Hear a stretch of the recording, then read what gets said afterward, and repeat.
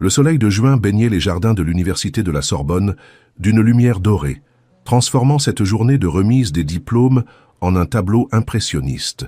Les familles affluaient par centaines, chacune portant dans ses yeux cette fierté particulière qui accompagne les grandes réussites.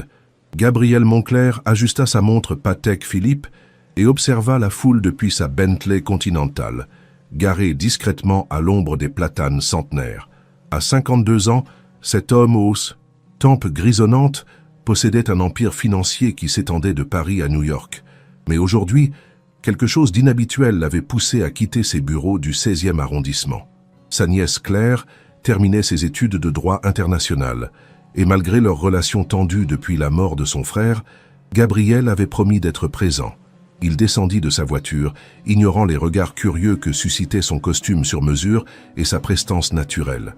Les étudiants en toge noirs se pressaient autour de leur famille, et l'air résonnait de rires et d'exclamations joyeuses en plusieurs langues. Gabriel naviguait dans cette marée humaine, avec l'aisance d'un homme habitué aux foules, cherchant du regard le visage familier de Claire parmi cette jeunesse triomphante. C'est alors qu'il la vit. Au milieu de la cohue, près du grand amphithéâtre, une femme aux cheveux châtains relevés en chignon élégant applaudissait une jeune diplômée. Gabriel s'immobilisa net, son cœur manquant un battement. Cette silhouette, cette façon particulière de porter la tête légèrement inclinée sur le côté, ces mains fines qu'il avait vues 1000 fois, « Isabelle », murmura-t-il, le souffle coupé. Isabelle Moreau, son ancienne gouvernante, celle qui avait pris soin de lui et de son frère pendant leur adolescence tumultueuse, celle qui avait disparu de sa vie 15 ans plus tôt dans des circonstances qu'il préférait ne pas se rappeler. Si cette histoire vous captive déjà, n'hésitez pas à laisser un petit pouce en l'air pour m'encourager à continuer. Et dites-moi en commentaire, que pensez-vous qu'il s'est passé entre Gabriel et Isabelle il y a 15 ans? Gabriel se fraya un chemin à travers la foule, son regard fixé sur cette apparition du passé. Plus il s'approchait, plus il était certain de ne pas se tromper. Isabelle avait vieilli avec une grâce naturelle, ses traits s'étaient affinés, mais elle conservait cette beauté sereine qui l'avait toujours caractérisée. Elle portait une robe bleu marine simple mais élégante, et son sourire radieux était entièrement dirigé vers la jeune femme à ses côtés. C'est en observant cette jeune diplômée que Gabriel ressentit un second choc, plus violent encore que le premier. La jeune femme qui serrait Isabelle dans ses bras ressemblait à Gabriel d'une manière troublante. Même structure osseuse, même regard vert intense, même fossette au menton. Elle devait avoir une vingtaine d'années, l'âge qu'aurait... Gabriel secoua la tête, refusant d'aller au bout de cette pensée. C'était impossible. Pourtant, en observant la façon dont elle bougeait, ses gestes, son port de tête altier, il retrouvait ses propres manières, celles de sa famille, transmises de génération en génération. « Félicitations, ma chérie », entendit-il Isabelle dire avec cette voix douce qu'il n'avait jamais oubliée. « Je suis si fier de toi, Émilie. Ton père aurait été... » Elle s'interrompit, ses yeux se voilant d'une tristesse fugace. Gabriel se figea. Le père de cette jeune femme, qui était-il? Et pourquoi Isabelle parlait-elle de lui au passé? Une multitude de questions se bousculaient dans son esprit, mais il n'osait pas s'approcher davantage, paralysé par l'émotion et par la peur de ce qu'il pourrait découvrir. Émilie, il connaissait maintenant son prénom, rayonnait de bonheur. Elle tenait son diplôme comme un trésor et Gabriel remarqua qu'elle avait obtenu sa licence de littérature française avec mention très bien. Une intellectuelle comme l'avait été Isabelle. La jeune femme se tourna soudain dans sa direction et leurs regards se croisèrent l'espace d'un instant. Gabriel sentit son sang se glacer. Ses yeux, il les connaissait. Il les voyait chaque matin dans son miroir. « Maman, dit Émilie en désignant Gabriel d'un geste discret, cet homme nous observe depuis plusieurs minutes. Tu le connais ?» Gabriel vit Isabelle se retourner lentement, et quand leurs yeux se rencontrèrent enfin après 15 années de silence, le temps sembla s'arrêter. Le visage d'Isabelle pâlit d'abord, puis se teinta d'une rougeur profonde. Ses lèvres s'entr'ouvrirent comme si elle allait parler, mais aucun son n'en sortit. « Gabriel », finit-elle par murmurer, son nom résonnant comme une prière ou une malédiction. Autour d'eux, la fête continuait, mais ils étaient enfermés dans une bulle de souvenirs et d'émotions non résolues. Gabriel fit un pas vers elle, puis s'arrêta, incertain de la réaction qu'il allait provoquer. 15 ans. 15 années pendant lesquelles il avait essayé de l'oublier, de se convaincre qu'elle n'avait été qu'une employée parmi d'autres dans la grande demeure familiale de Neuilly-sur-Seine. Mais Isabelle n'avait jamais été une simple employée. Arrivée chez les Montclair quand Gabrielle avait 17 ans et son frère Antoine 15, elle était devenue bien plus qu'une gouvernante. Avec une patience infinie, elle avait apprivoisé ces deux adolescents révoltés par la mort récente de leurs parents dans un accident d'avion. Elle avait été leur confidente, leur guide, leur ancre dans la tempête de l'adolescence. Et pour Gabrielle, au fil des années, elle était devenue quelque chose de plus précieux encore, quelque chose qu'il n'avait jamais osé nommer. « Isabelle », dit-il enfin, sa voix plus rauque qu'il ne l'aurait voulu. « Je ne m'attendais pas à te voir ici. » C'était pathétique comme phrase d'approche après 15 ans, mais que pouvait-il dire d'autre?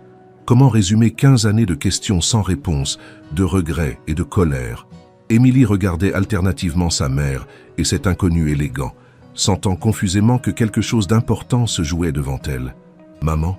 interrogea-t-elle doucement. « Tout va bien ?» Isabelle prit une profonde inspiration, retrouvant peu à peu sa contenance. Elle posa une main protectrice sur l'épaule de sa fille et redressa les épaules avec cette dignité naturelle que Gabrielle lui avait toujours connue. « Émilie, dit-elle d'une voix plus ferme, je te présente Gabriel Montclair, un ancien employeur. » Les mots tombèrent comme des pierres dans un étang, créant des ondulations invisibles mais perceptibles.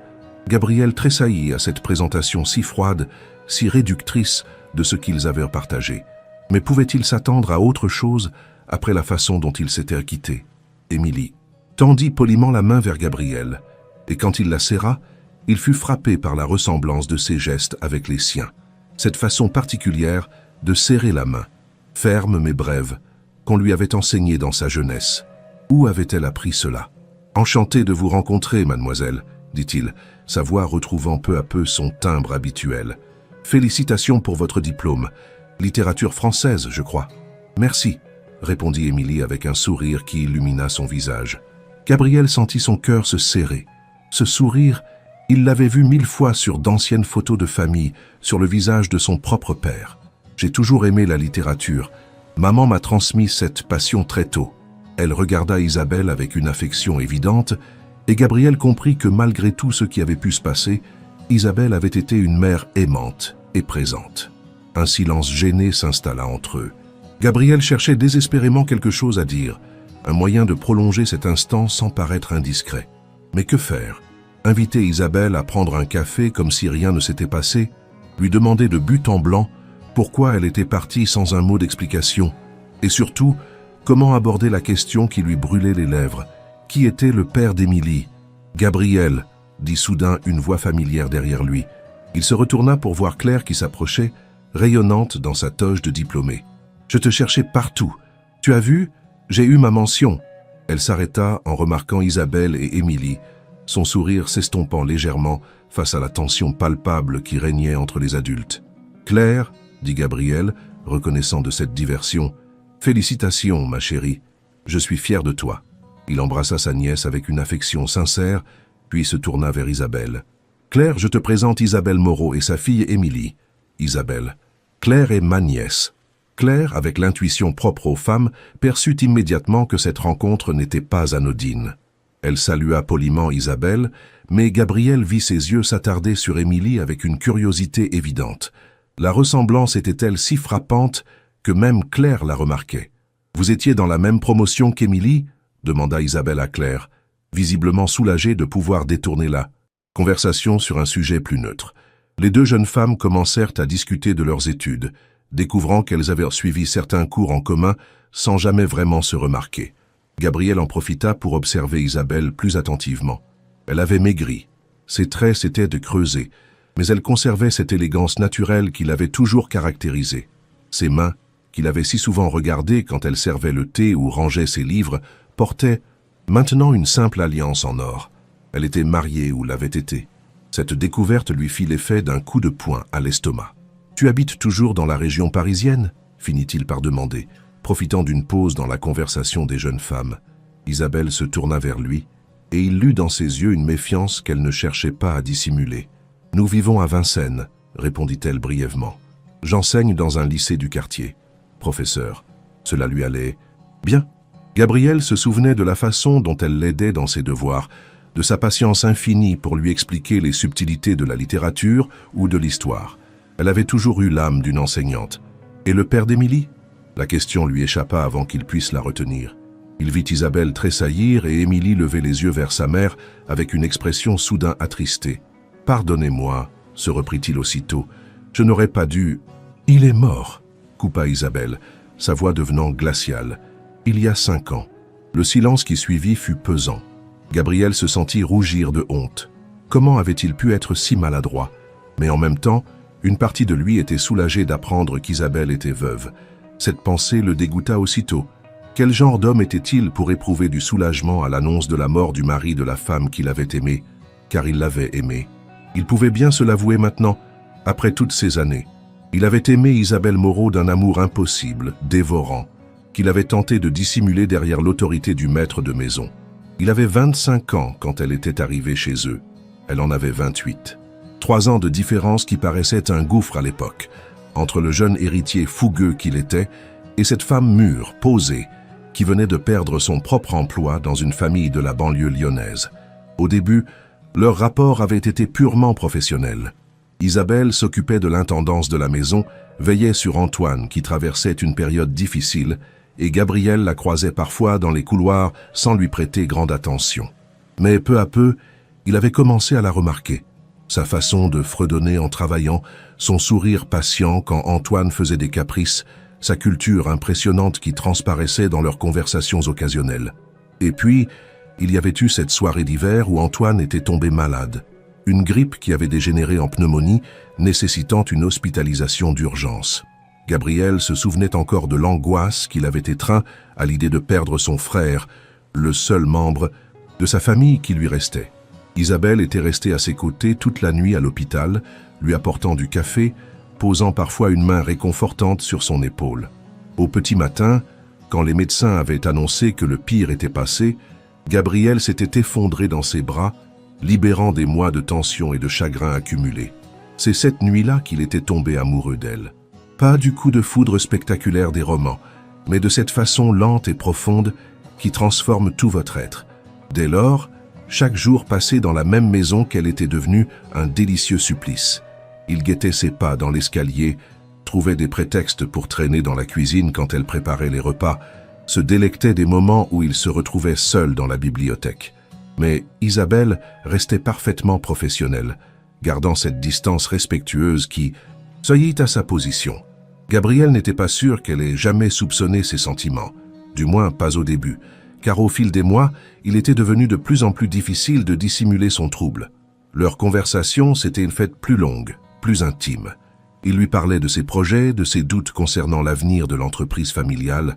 Elle l'écoutait avec cette attention bienveillante qui la caractérisait, dispensant parfois des conseils d'une sagesse surprenante pour son âge. « Monsieur Monclerc ?» La voix d'Émilie le tira de ses souvenirs. « Excusez-moi, mais vous sembliez absent. » Gabriel secoua la tête, réalisant qu'il était resté silencieux plusieurs minutes, perdu dans ses pensées. Isabelle l'observait avec une expression indéchiffrable, et il se demanda si elle avait deviné le cours de ses réflexions. « Pardonnez-moi, » dit-il en retrouvant sa contenance. Cette rencontre, inattendue, ravive beaucoup de souvenirs. Il regarda sa montre, conscient que cette conversation ne pouvait pas se prolonger indéfiniment sur les marches de l'université, au milieu de la foule des familles en liesse. Peut-être pourrions-nous... Il hésita, cherchant ses mots. « J'aimerais beaucoup que nous puissions discuter plus longuement, Isabelle. Si tu es d'accord, bien sûr. » Isabelle échangea un regard avec sa fille, qui haussa imperceptiblement les épaules, comme pour dire « Pourquoi pas ?»« Je ne sais pas si c'est une bonne idée, Gabriel, » répondit-elle. Finalement, le passé est le passé. Mieux vaut parfois ne pas le remuer. « Maman, » intervint Émilie avec douceur, « tu m'as toujours dit qu'il fallait affronter les choses plutôt que les fuir. » Isabelle sourit tristement à sa fille, reconnaissant ses propres paroles. « Et puis, » ajouta la jeune femme avec un sourire espiègle, « j'avoue que je suis curieuse d'en savoir plus sur cette époque de ta vie dont tu ne parles jamais. » Gabriel sentit un espoir fou naître dans sa poitrine. « Il y a un petit café tranquille boulevard Saint-Michel, » proposa-t-il. « Le Procope, tu te souviens? Tu m'avais dit un jour que c'était ton endroit préféré à Paris. » Il vit Isabelle tressaillir au rappel de ce souvenir partagé. Oui, elle s'en souvenait. Comment aurait-elle pu oublier cette conversation qu'ils avaient eue un dimanche après-midi dans la bibliothèque de Neuilly alors qu'elle rangeait des livres et qu'il faisait semblant de lire? « Maman » insista gentiment Émilie. Isabelle poussa un soupir résigné. Elle savait qu'elle ne pourrait pas éviter cette confrontation éternellement. Tôt ou tard, il faudrait bien qu'elle dise la vérité. À Gabriel, mais surtout à sa fille. « Très bien », concéda-t-elle finalement. 1 heure, pas plus. Gabriel acquiesça, n'osant pas croire à sa chance. Claire, qui avait assisté à cet échange avec une fascination croissante, proposa de se joindre à eux, mais Gabriel déclina poliment son invitation. Certaines conversations nécessitaient l'intimité. Le trajet jusqu'au Procope se fit dans un silence tendu. Gabriel avait proposé de les emmener dans sa voiture, mais Isabelle avait préféré prendre le métro avec Émilie. Ils se retrouvèrent donc devant le célèbre café littéraire, lieu chargé d'histoire où avaient débattu Voltaire, Diderot et tant d'autres grands esprits. L'ironie de la situation n'échappa pas à Gabriel. Ils allaient peut-être enfin avoir la conversation qu'ils auraient dû avoir 15 ans plus tôt. Le maître d'hôtel reconnut immédiatement Gabriel. Les Montclair étaient des clients réguliers depuis plusieurs générations et les installa à une table discrète dans un recoin du restaurant. Émilie regardait autour d'elle avec émerveillement, admirant les boiseries anciennes et les portraits des illustres habitués du lieu. « Quel endroit magnifique !» s'exclama-t-elle. « On se croirait dans un roman du XVIIIe siècle. »« Votre fille a bon goût, » dit Gabriel à Isabelle en s'asseyant. « Elle tient cela de vous. » Isabelle ne répondit pas, occupée à étudier la carte comme si sa vie en dépendait. Gabriel comprit qu'elle utilisait ce prétexte pour éviter son regard. Lui-même se sentait nerveux comme un adolescent à son premier rendez-vous. Ils commandèrent un thé pour Isabelle, un café pour Gabriel et un chocolat chaud pour Émilie qui n'avait pas résisté à la tentation malgré la chaleur de juin. Un silence pesant s'installa, chacun attendant que l'autre prenne la parole. Ce fut finalement Émilie qui brisa la glace. « Alors, monsieur Montclair, dit-elle avec l'aplomb de sa génération, maman était votre gouvernante, elle ne m'a jamais raconté cette époque de sa vie. » Elle regarda sa mère avec une curiosité amusée. Pourtant, d'habitude, elle n'est pas avare d'anecdotes sur ses anciens emplois. Gabriel jeta un coup d'œil à Isabelle, qui gardait obstinément les yeux baissés. « Votre mère était bien plus qu'une gouvernante, » dit-il doucement. « Elle est quelqu'un d'exceptionnel. Sans elle, je ne sais pas comment mon frère et moi aurions surmonté cette période difficile de notre vie. » Il marqua une pause, cherchant ses mots. « Nous venions de perdre nos parents. Nous étions jeunes, perdus. Isabelle nous a appris à redevenir une famille. » Émilie sourit, visiblement touchée par cette description. « Cela ressemble bien à maman, » dit-elle affectueusement. « Elle a toujours eu le don de réparer les cœurs brisés. » Gabriel se demanda si cette remarque contenait une allusion personnelle. Qui avait été ce père qu'Émilie avait perdu? Et pourquoi Isabelle avait-elle quitté la maison des Montclair si brutalement? « Isabelle, » dit-il enfin, se décidant à aborder le sujet qui lui tenait à cœur, « je dois te demander, pourquoi es-tu partie comme ça? Sans un mot, sans explication? Un matin, tu n'étais plus là, et j'ai appris par la gouvernante intérimaire que tu avais donné ta démission par lettre. » Sa voix se brisa légèrement sur les derniers mots. Même après toutes ces années, cette blessure était encore à vif. Isabelle releva enfin les yeux vers lui, et Gabriel y lut une douleur qu'elle ne cherchait plus à dissimuler. « Tu le sais très bien, Gabriel, » dit-elle dans un souffle. « Ne me force pas à dire des choses que ta fille n'a pas besoin d'entendre. » « Ma fille. » Gabriel sentit son cœur s'emballer. Qu'est-ce qu'elle voulait dire par là? « Maman ?» interrogea Émilie, sentant la tension monter entre les deux adultes. « De quoi parlez-vous » Isabelle lui prit la main par-dessus la table, la serrant avec une tendresse protectrice. « Ma chérie, » dit-elle doucement, « il y a des choses sur mon passé que je ne t'ai jamais dites, des choses compliquées. » Elle jeta un regard suppliant à Gabriel, le mettant au défi de continuer sur cette voie. Mais Gabriel était allé trop loin pour reculer maintenant. Il avait besoin de savoir. Il avait besoin de comprendre. « Émilie, » dit-il, sa voix devenue grave, « quel âge avez-vous exactement ?» La jeune femme le regarda avec surprise, ne comprenant pas le rapport avec la conversation. « 22 ans, » répondit-elle. « Pourquoi ?» Gabriel fit un rapide calcul mental. 22 ans. Si elle était née en 2003. Il regarda Isabelle, qui avait fermé les yeux comme pour se préparer à un coup. « Isabelle, » murmura-t-il, « dis-moi que ce n'est pas ce que je pense. » Mais au fond de lui, il savait déjà. Cette ressemblance troublante, cette intelligence vive qu'il reconnaissait, ces gestes familiers. Tout prenait soudain un sens terrible et merveilleux à la fois. « Maman, dit Émilie d'une voix tremblante, qu'est-ce qui se passe? Qu'est-ce qu'il croit ?» Isabelle ouvrit les yeux et regarda sa fille avec une infinie tendresse mêlée de regret. « Ma chérie, dit-elle, sa voix se brisant, Gabriel Moncler n'est pas seulement mon ancien employeur, il est ton père. » Le silence qui suivit cette révélation fut assourdissant. Émilie regardait alternativement sa mère et Gabriel, son visage passant par toute une gamme d'émotions. Incrédulité, choc, colère, confusion. Gabriel, lui, était figé, son cerveau peinant à intégrer cette information qui bouleversait tout ce qu'il croyait savoir de sa vie. « Mon père ?» répéta Émilie d'une voix blanche. « Mais papa, Michel, il était mon père, il m'a élevé, il m'aimait, il... » Elle se tourna vers sa mère, les larmes aux yeux. « Maman, dis-moi que ce n'est pas vrai, dis-moi que tu plaisantes. » Isabelle tendit la main vers sa fille, mais Émilie se déroba. « Ma chérie, écoute-moi, Michel t'aimait comme sa propre fille, c'est vrai. Il était ton père en tout, sauf par le sang, mais biologiquement... » Elle jeta un regard douloureux vers Gabriel. « Biologiquement, tu es la fille de Gabriel. » Gabriel sentait le monde tourner autour de lui. Une fille. Il avait une fille. Cette jeune femme brillante, cette diplômée de la Sorbonne qui lui ressemblait tant, était sa chair et son sang. « Pourquoi ?»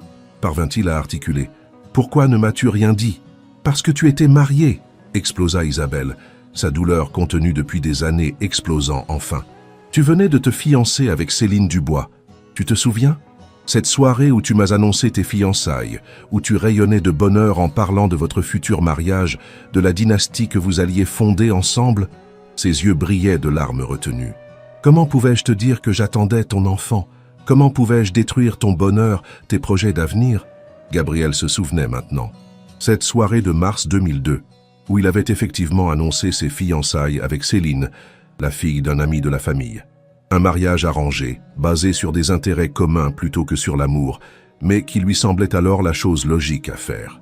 Il se souvenait du sourire figé d'Isabelle quand il lui avait appris la nouvelle, de la façon dont elle s'était excusée et avait disparu dans sa chambre pour le reste de la soirée. « Mais Isabelle, dit-il, sa voix chargée d'émotion, si j'avais su, si tu m'avais dit... » Il s'interrompit, réalisant l'énormité de ce qu'il découvrait. « Tu as préféré élever notre fille seule plutôt que de me le dire ?»« Je ne l'ai pas élevée seule, » protesta Isabelle. « J'ai rencontré Michel quelques mois après la naissance d'Émilie. Il était veuf, il cherchait une nounou pour ses propres enfants. Quand il a su que j'avais un bébé, cela ne l'a pas dérangé. Au contraire. Il disait qu'Émilie lui rappelait sa défunte épouse. » Elle sourit tristement. Il l'a adoptée légalement. Pour lui, elle était vraiment sa fille. Émilie, qui avait écouté cet échange avec une attention douloureuse, prit soudain la parole. « Papa, Michel, il savait que je n'étais pas biologiquement sa fille ?» Isabelle hocha la tête, les larmes coulant maintenant librement sur ses joues. « Il le savait, ma chérie, et il s'en fichait.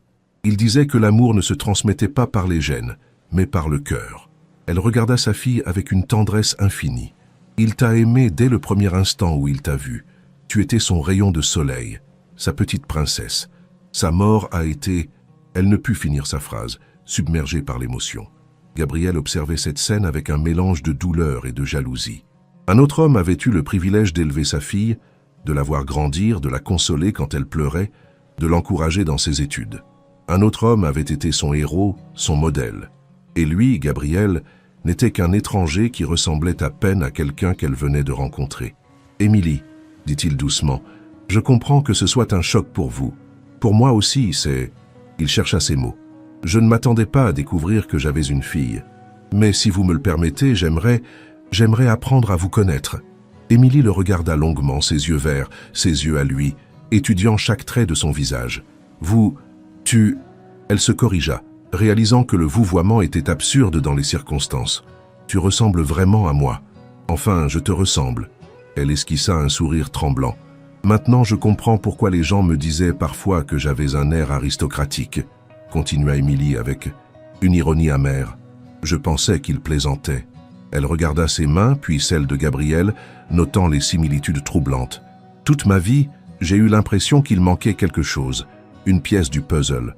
Papa Michel était merveilleux, mais parfois je me demandais d'où venaient certains de mes traits, certaines de mes manies. » Gabriel sentit son cœur se serrer.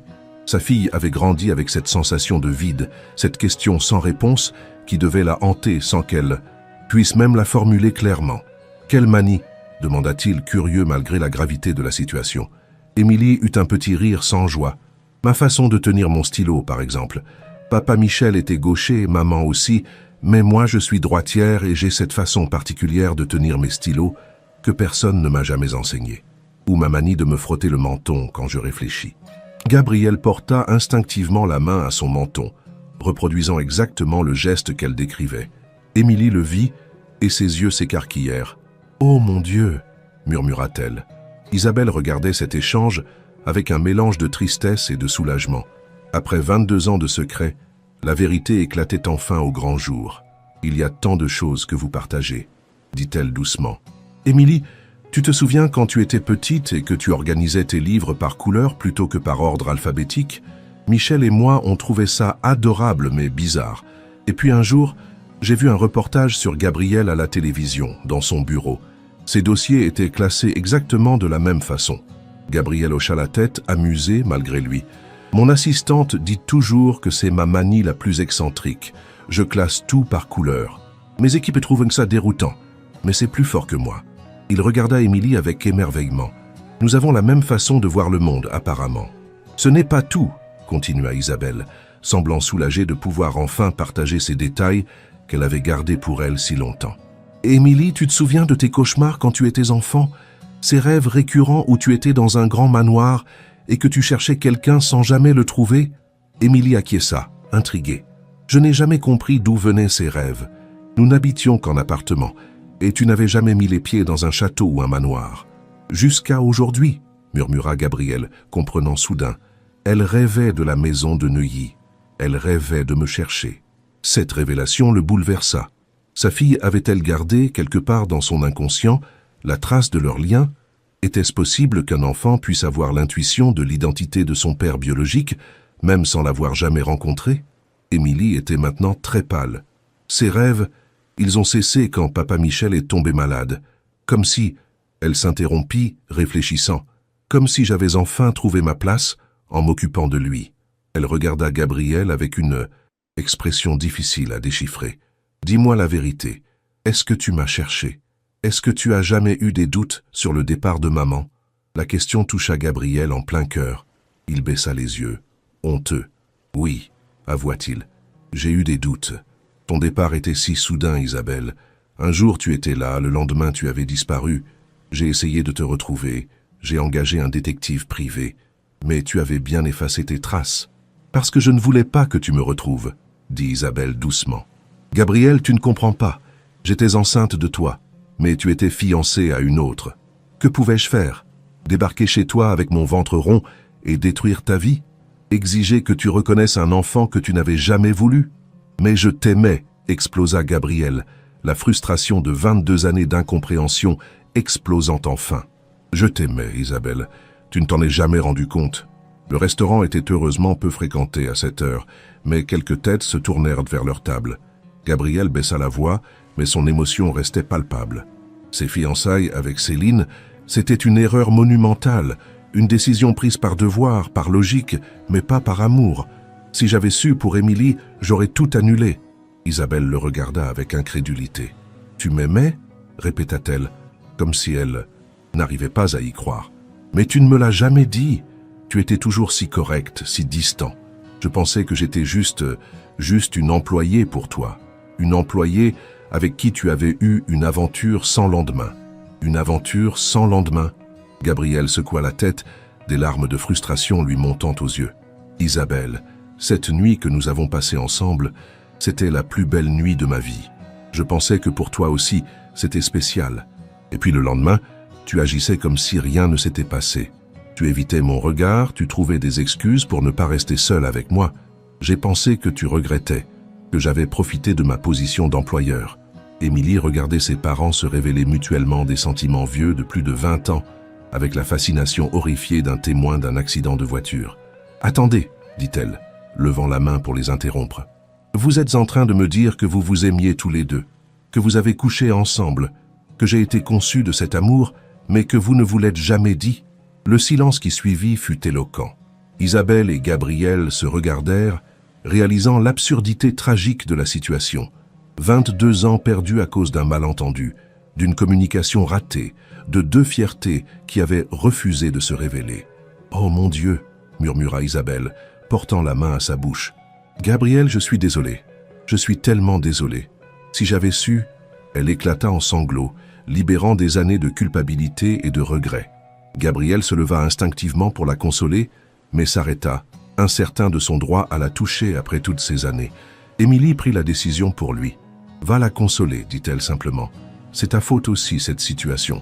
Vous étiez deux adultes incapables de communiquer. » Gabriel contourna la table et s'agenouilla à côté d'Isabelle, lui prenant doucement les mains. « Ne pleure pas, murmura-t-il. S'il te plaît, ne pleure pas. Nous avons tous les deux fait des erreurs. L'important, c'est maintenant. » C'est Émilie. Il regarda sa fille, cette jeune femme remarquable, qui était le fruit de leur amour impossible. « Nous avons une fille magnifique, intelligente, cultivée. Michel l'a élevée avec amour. Tu as été une mère extraordinaire. Je ne peux pas regretter le passé s'il a mené à cela. » Émilie sentit ses propres larmes couler. « Vous réalisez que c'est complètement dingue, cette histoire, » dit-elle avec un rire tremblant. « Je viens d'apprendre que mon père biologique est un milliardaire parisien, que ma mère était amoureuse de lui en secret et que j'ai passé 22 ans à les chercher inconsciemment dans mes rêves. On dirait un mauvais roman à l'eau de rose. » Gabriel rit malgré lui. « Un très mauvais roman, » acquiesça-t-il, mais avec une héroïne exceptionnelle. Il regarda Émilie avec une fierté paternelle toute neuve. « Parle-moi de toi, de tes études, de tes projets. Je veux tout savoir. » Et Émilie parla. Elle leur raconta ses années de lycée, ses hésitations pour choisir ses études, sa passion pour la littérature française du XIXe siècle.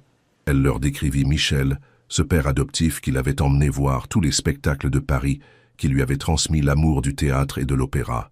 Elle évoqua ses chagrins d'adolescente, ses premières amours, ses déceptions.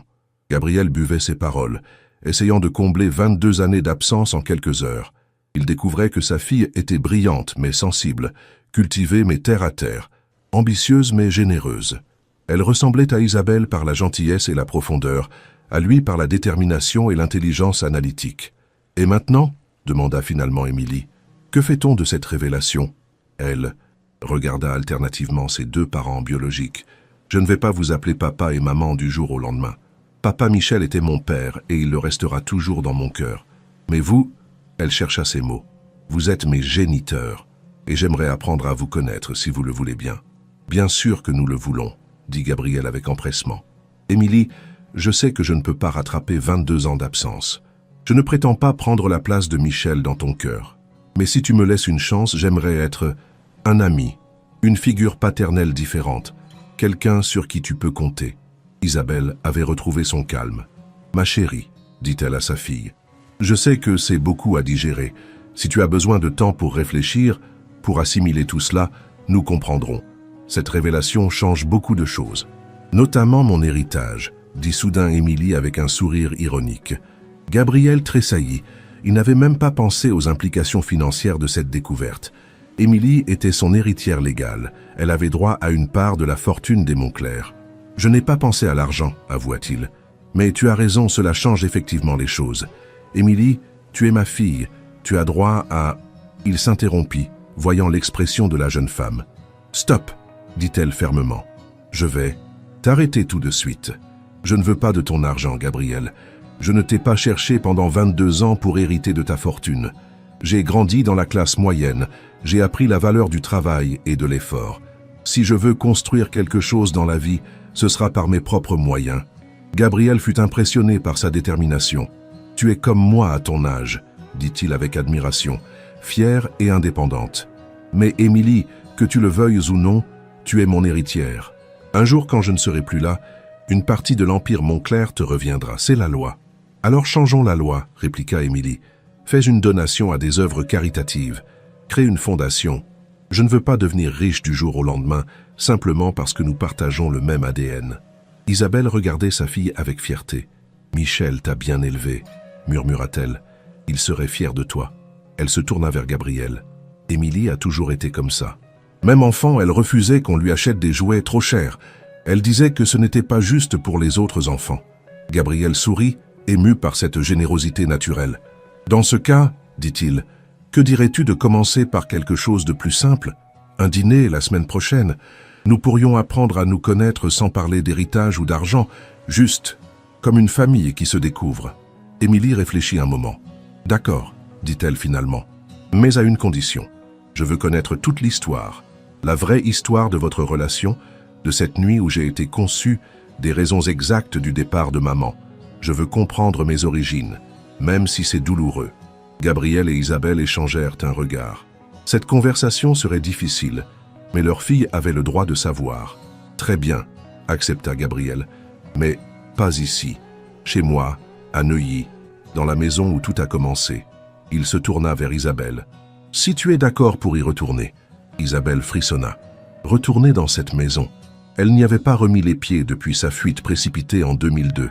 J'ai peur, avoua-t-elle. Peur des souvenirs, peur de ce que je vais ressentir. Nous serons ensemble, dit Gabriel doucement. Toi, moi et Émilie, nous affronterons ces souvenirs ensemble. Il marqua une pause. Isabelle, j'ai une question. Que s'est-il passé avec Céline? Vous vous êtes mariés finalement? Isabelle secoua la tête. J'ai appris par les journaux que vous aviez rompu vos fiançailles 2 mois après mon départ. Les ragots prétendaient que tu avais eu une aventure avec une autre femme. Elle eut un sourire triste. Je me suis demandé si c'était moi, cette autre femme. Mais j'étais déjà parti, j'étais enceinte, il était trop tard. J'ai rompu parce que je ne pouvais pas épouser Céline en aimant une autre, expliqua Gabriel. Même si cette autre avait disparu de ma vie, ce n'était pas juste pour elle. Il soupira. J'ai essayé d'autres relations au fil des années, mais aucune n'a marché. Je comparais toutes les femmes à toi, Isabelle. Aucune n'arrivait à ta cheville. Tu ne t'es jamais mariée? Demanda Émilie, surprise. Gabriel secoua la tête. Non. Et toi, Isabelle? Après Michel? Non plus, répondit-elle doucement. Michel était l'amour de ma maturité, l'homme qui m'a sauvé quand j'étais perdu. Après sa mort, je n'ai pas eu le courage de chercher quelqu'un d'autre. Et puis il y avait Émilie. Elle était ma priorité. Un nouveau silence s'installa, moins tendu cette fois. Ils digéraient tous les trois l'énormité de ces révélations, les années perdues, les malentendus qui avaient brisé 3 vies. « Il faut que je te dise quelque chose d'autre », dit soudain Isabelle à Gabriel. « Quelque chose que tu as le droit de savoir. » Elle prit une profonde inspiration. « Cette nuit où Émilie a été conçue, ce n'était pas un accident pour moi. Je veux dire, je ne l'avais pas planifié, mais j'étais amoureuse de toi depuis des mois. Quand tu m'as embrassé dans la bibliothèque, quand tu m'as dit que tu ne pouvais plus te retenir, j'ai su que c'était le moment, ou jamais. Je savais que tu allais te fiancer avec Céline. Je savais que nous n'avions aucun avenir ensemble. Mais j'ai voulu avoir au moins une nuit avec toi. » Gabriel la regarda avec émotion. « Tu m'aimais déjà à ce moment-là? » »« Depuis des mois, » confirma Isabelle. « Peut-être même depuis cette nuit à l'hôpital, quand Antoine était malade. Tu étais si vulnérable, si humain. Loin de l'image du jeune patron arrogant que tu renvoyais habituellement. » Elle sourit avec tendresse. « J'aimais tes colères quand tu ne comprenais pas tes cours de droit. J'aimais ta façon de froncer les sourcils quand tu réfléchissais. J'aimais même tes mauvaises humeurs le lundi matin. » Émilie écoutait cette confession avec fascination. Voir ses parents se révéler leurs sentiments, après plus de 20 ans, avec quelque chose de surréaliste et de profondément émouvant. « Et cette nuit-là » demanda-t-elle avec curiosité. « Comment c'est arrivé ?» Isabelle rougit légèrement. « Émilie, il y a des détails que... » « Je ne veux pas de détails intimes, » la rassura sa fille. « Mais j'aimerais comprendre le contexte. Comment vous êtes passé de la relation employeur-employé à... ça ?» Gabriel prit le relais. C'était un soir de février 2002. Il neigeait dehors. Antoine était parti. Passer le week-end chez des amis. Nous nous sommes retrouvés seuls dans la maison pour la première fois depuis longtemps. Il regarda Isabelle avec tendresse. Tu avais préparé un feu dans la cheminée de la bibliothèque et nous discutions d'un livre que tu étais en train de lire. Anna Karénine, je crois. Tu avais une opinion très tranchée sur le personnage de Lévin, dit Isabelle avec un sourire. Tu disais qu'il était trop idéaliste, trop naïf. Et toi, tu défendais son romantisme, sa quête de sens, continua Gabriel. Nous avons débattu pendant des heures, assis côte à côte sur le canapé. À un moment, tu as dit quelque chose de très beau sur l'amour impossible, sur la façon dont les sentiments les plus forts naissent parfois dans les circonstances les plus inappropriées. Il marqua une pause. J'ai compris que tu ne parlais plus du livre, tu parlais de nous. Et c'est là que tu m'as embrassé, murmura Isabelle, ses yeux brillants au souvenir de cet instant. Et tu m'as embrassé en retour, dit Gabriel. Pour la première fois, j'ai su que tu ressentais la même chose que moi. Nous avons fait l'amour cette nuit-là, sur le tapis devant la cheminée, et c'était... Il chercha ses mots. C'était parfait. Comme si nous étions faits l'un pour l'autre. Émilie sentit les larmes lui monter aux yeux. Vous vous aimiez vraiment, dit-elle doucement. Et moi, je suis née de cet amour. Pas d'un accident, pas d'une aventure sans lendemain, mais d'un véritable amour. Cette révélation la touchait plus qu'elle ne l'aurait cru. Savoir qu'elle était le fruit d'une passion sincère, même impossible, lui donnait une sensation de légitimité qu'elle n'avait jamais ressentie. « Tu es née de l'amour le plus pur que j'ai jamais connu », confirma Isabelle. « Et même si les circonstances ont fait que nous ne pouvions pas t'élever ensemble, Gabriel et moi, tu as toujours été désiré, aimé, chéri. » Gabriel tendit la main vers sa fille par-dessus la table. Après une hésitation, Émilie la prit. « Émilie, » dit-il, sa voix chargée d'émotion, « je regrette de ne pas avoir été là pour te voir grandir. Je regrette d'avoir raté tes premiers pas, tes premiers mots, ta première dent qui tombe. Mais si tu me laisses une chance, j'aimerais être présent pour tout le reste. Tes futurs succès, tes joies, tes peines. Je voudrais être le père que je n'ai pas pu être pendant 22 ans. Et moi, ajouta Isabelle, je regrette de vous avoir privés l'un de l'autre. J'ai cru bien faire à l'époque, mais je me rends compte aujourd'hui que j'ai fait une erreur qui nous a coûté 22 années de bonheur. » Émilie regarda ses deux parents biologiques, ces deux êtres qui l'avaient créée dans l'amour, et s'étaient perdus dans les malentendus. « Il n'est jamais trop tard pour bien faire, » dit-elle avec sagesse. « Nous ne pouvons pas rattraper le passé, mais nous pouvons construire l'avenir, ensemble. » Que pensez-vous de cette révélation bouleversante? L'histoire vous touche-t-elle? Dites-moi en commentaire ce que vous ressentez face à ces retrouvailles chargées d'émotions. Ils restèrent ainsi, quelques minutes, main dans la main savourant cette première communion familiale. Puis Émilie se racla la gorge. « Bon, » dit-elle avec un sourire malicieux qui rappelait irrésistiblement celui de Gabriel, « maintenant que nous avons réglé le passé, parlons de l'avenir. Gabriel, papa. » Elle testa le mot, le trouvant étrange sur sa langue. « J'aimerais te connaître mieux. Parle-moi de ton entreprise, de ta vie, de tes passions. » Gabriel sourit, heureux de pouvoir partager enfin sa vie avec sa fille. « L'Empire Montclair, c'est 4 générations de travail acharné, » commença-t-il. « Mon arrière-grand-père était un simple comptable qui a fondé un petit cabinet d'expertise comptable à la fin du 19e siècle. Mon grand-père a développé l'affaire, mon père l'a internationalisé, moi j'ai diversifié. Nous sommes maintenant présents dans la finance, l'immobilier, les nouvelles technologies. Et tu aimes ce que tu fais ?» demanda Émilie avec curiosité. Gabriel réfléchit un moment. « Honnêtement, pas toujours. Il y a des aspects fascinants, bien sûr. J'aime la stratégie, les négociations complexes, la sensation de construire quelque chose de durable. Mais parfois, c'est très solitaire, très prenant aussi. Je travaille 70 heures par semaine, je voyage constamment. Ce n'est pas une vie très équilibrée. Pourquoi tu ne délègues pas plus ?» suggéra Émilie. « Tu pourrais avoir plus de temps libre, profiter de la vie. » Gabriel rit. « Tu as 22 ans et tu me donnes des conseils de management? Tu me rappelles ton oncle Antoine. Il me dit la même chose depuis des années. » Son expression s'assombrit légèrement. « D'ailleurs, il faudra que je lui parle de toi, de nous. Il va avoir un choc. »« Il vit toujours ?» demanda Isabelle. « Comment va-t-il » Il était évident qu'elle avait gardé de l'affection pour ce jeune homme qu'elle avait vu grandir. « Il va bien » répondit Gabriel. « Il est marié, il a 3 enfants. Il dirige la branche européenne de l'entreprise depuis Londres. Il vient à Paris 1 fois par mois environ. » Il regarda Émilie avec fierté. « Il va adorer te rencontrer. Tu as des cousins, tu sais. Julien a 18 ans, Sophie 15, et petit Marc n'en a que 8. » Les yeux d'Émilie s'illuminèrent. « Des cousins, j'ai une famille. » Elle qui avait grandi fille unique, avec pour seule famille proche sa mère, découvrait soudain qu'elle appartenait à un clan, à une lignée. « Il me ressemble ? Julien pourrait être ton frère, dit Gabriel. Même couleur d'yeux, même expression. Sophie tient plus de sa mère, mais elle a le caractère des Montclair. Quant à Marc, il sourit avec tendresse. C'est un petit diable. Très intelligent, très curieux, mais impossible à tenir en place. J'aimerais les rencontrer, dit Émilie avec enthousiasme. Puis elle redevint plus sérieuse. Mais comment vas-tu leur expliquer? Comment vas-tu expliquer à tout le monde que tu as soudain une fille de 22 ans? Gabriel avait déjà réfléchi à cette question. Je dirai la vérité, dit-il simplement, que j'ai retrouvé une ancienne amie. et que j'ai découvert qu'elle avait eu une fille de moi il y a longtemps. Les gens jasseront un moment, puis ils passeront à autre chose. Dans notre milieu, les scandales ne durent jamais très longtemps. Et professionnellement, insista Émilie, cela ne va pas nuire à tes affaires? Au contraire, dit Gabriel avec un sourire ironique. Les hommes d'affaires qui découvrent qu'ils ont des enfants cachés, c'est presque un classique.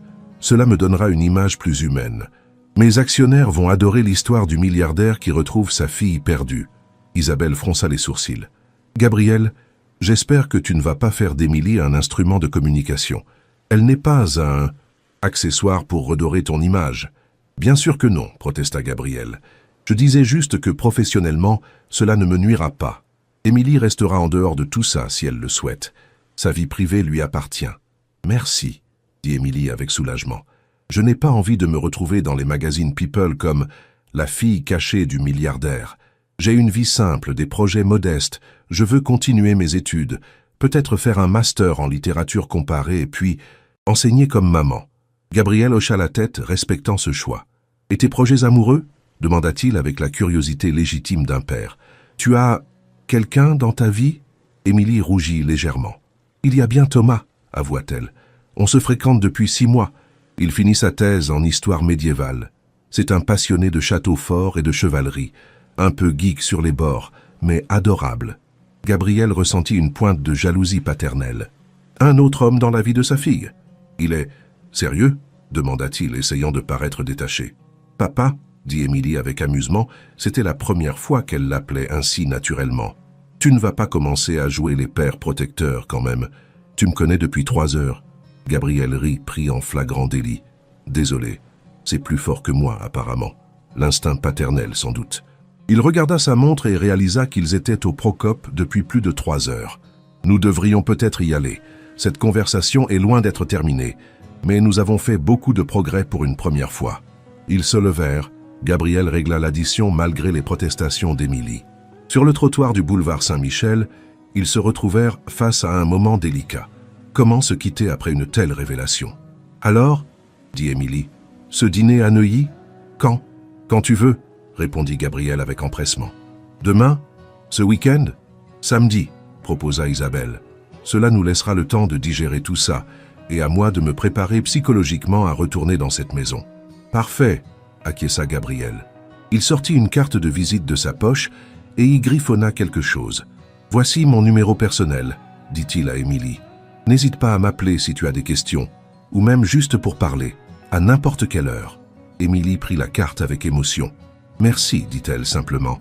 Puis, dans un élan spontané, elle se dressa sur la pointe des pieds et embrassa Gabriel sur la joue. À samedi, papa. Gabriel sentit son cœur exploser de bonheur. Sa fille l'avait appelé papa et l'avait embrassé. Il regarda Isabelle qui souriait à travers ses larmes. « Isabelle, dit-il doucement, merci. Merci de m'avoir donné la plus belle fille du monde. Merci de l'avoir si bien élevée. » Il hésita un moment, puis l'embrassa délicatement sur la joue également. « À samedi, » murmura-t-il. Isabelle et Émilie s'éloignèrent bras dessus, bras dessous vers la station de métro, laissant Gabriel seul sur le trottoir. Il les regarda disparaître dans la foule des passants, encore incrédule devant ce qui venait de se passer. En l'espace de quelques heures, sa vie avait basculé. Il avait une fille magnifique, intelligente, qui lui ressemblait et qui venait d'accepter de l'appeler papa.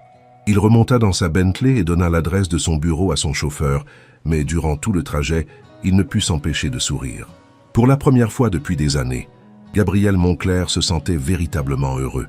Le samedi suivant arriva plus vite qu'Isabelle ne l'aurait souhaité.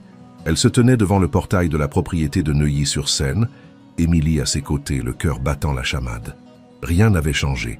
Les grilles en fer forgé, l'allée bordée de tilleuls, la façade imposante de la demeure du XVIIIe siècle, tout était exactement comme dans ses souvenirs. « Impressionnant », murmura Émilie en observant la maison familiale des Moncler. « Tu as vécu ici pendant combien de temps ?»« 8 ans, répondit Isabelle, sa voix légèrement tremblante. « De mes 20 ans à mes 28 ans. Les plus belles années de ma vie, et les plus douloureuses aussi. » Elle prit une profonde inspiration. « Tu es sûr que tu veux entendre toute l'histoire, même les détails les plus intimes ?» Émilie hocha la tête avec détermination. « J'ai besoin de savoir d'où je viens, maman. Toute ma vie, j'ai eu l'impression qu'il me manquait des pièces du puzzle. Aujourd'hui, je peux enfin le reconstituer. Le portail s'ouvrit automatiquement. Gabriel avait dû les voir arriver depuis les caméras de surveillance. Elles remontèrent l'allée lentement, Isabelle revivant chaque souvenir à chaque pas. Là, le banc où elle s'asseyait parfois le soir pour lire. Ici, le massif de roses qu'elle entretenait avec amour. Plus loin, la fenêtre de la chambre de Gabriel, d'où il lui arrivait de l'observer travailler dans le jardin. Gabriel les attendait sur le perron, élégant dans un costume décontracté. Il avait visiblement fait un effort pour paraître moins intimidant que dans son environnement professionnel habituel. « Bienvenue », dit-il avec un sourire chaleureux. « Isabelle, Émilie, entrez, je vous prie. » Le hall d'entrée était exactement comme Isabelle s'en souvenait. Sol en marbre noir et blanc, escalier à balustre sculpté, portrait d'ancêtre au mur. Émilie tournait sur elle-même, émerveillée. « C'est exactement comme dans mes rêves », murmura-t-elle. « La même disposition, les mêmes couleurs. Comment est-ce possible ?»« L'hérédité, peut-être, » suggéra Gabriel. « Ou alors ton inconscient a gardé des traces de tes premiers mois de grossesse quand tu étais encore dans le ventre de ta mère ici. » Il regarda Isabelle avec tendresse. « Tu te souviens? Tu étais enceinte de 3 mois quand tu es partie. Tu ne le savais même pas encore. » Isabelle porta instinctivement la main à son ventre. « Si, je m'en doutais, » avoua-t-elle. « J'avais des nausées, j'étais fatiguée, mais je n'osais pas me l'avouer. J'espérais que c'était juste le stress de nous deux. » Gabriel les guida vers la bibliothèque, cette pièce où tout avait commencé. Rien n'avait bougé. Les mêmes rayonnages de bois sombre, les mêmes fauteuils de cuir, la même cheminée imposante. Seul le tapis persan avait été changé. Gabriel n'avait jamais pu supporter de garder celui sur lequel ils avaient fait l'amour. « Asseyez-vous », dit-il en désignant le canapé. « J'ai demandé à Madame Dubois, la gouvernante actuelle, de nous préparer du thé. Elle est très discrète, vous n'aurez pas à la croiser si vous préférez. »« Madame Dubois ?» répéta Isabelle avec un sourire. Elle était déjà là de mon temps. Une femme adorable mais très bavarde. Comment fait-elle pour être discrète maintenant ? Gabriel rit. Elle a 75 ans, elle est devenue sourde comme un pot, mais elle refuse de prendre sa retraite. Elle dit que cette maison est sa vie. Il s'assit en face d'elle, soudain plus sérieux. « Bon, par où commençons-nous ?»« Par le début, » dit Émilie avec détermination. « Comment maman est-elle arrivée ici? Comment vous êtes-vous rencontrés ?»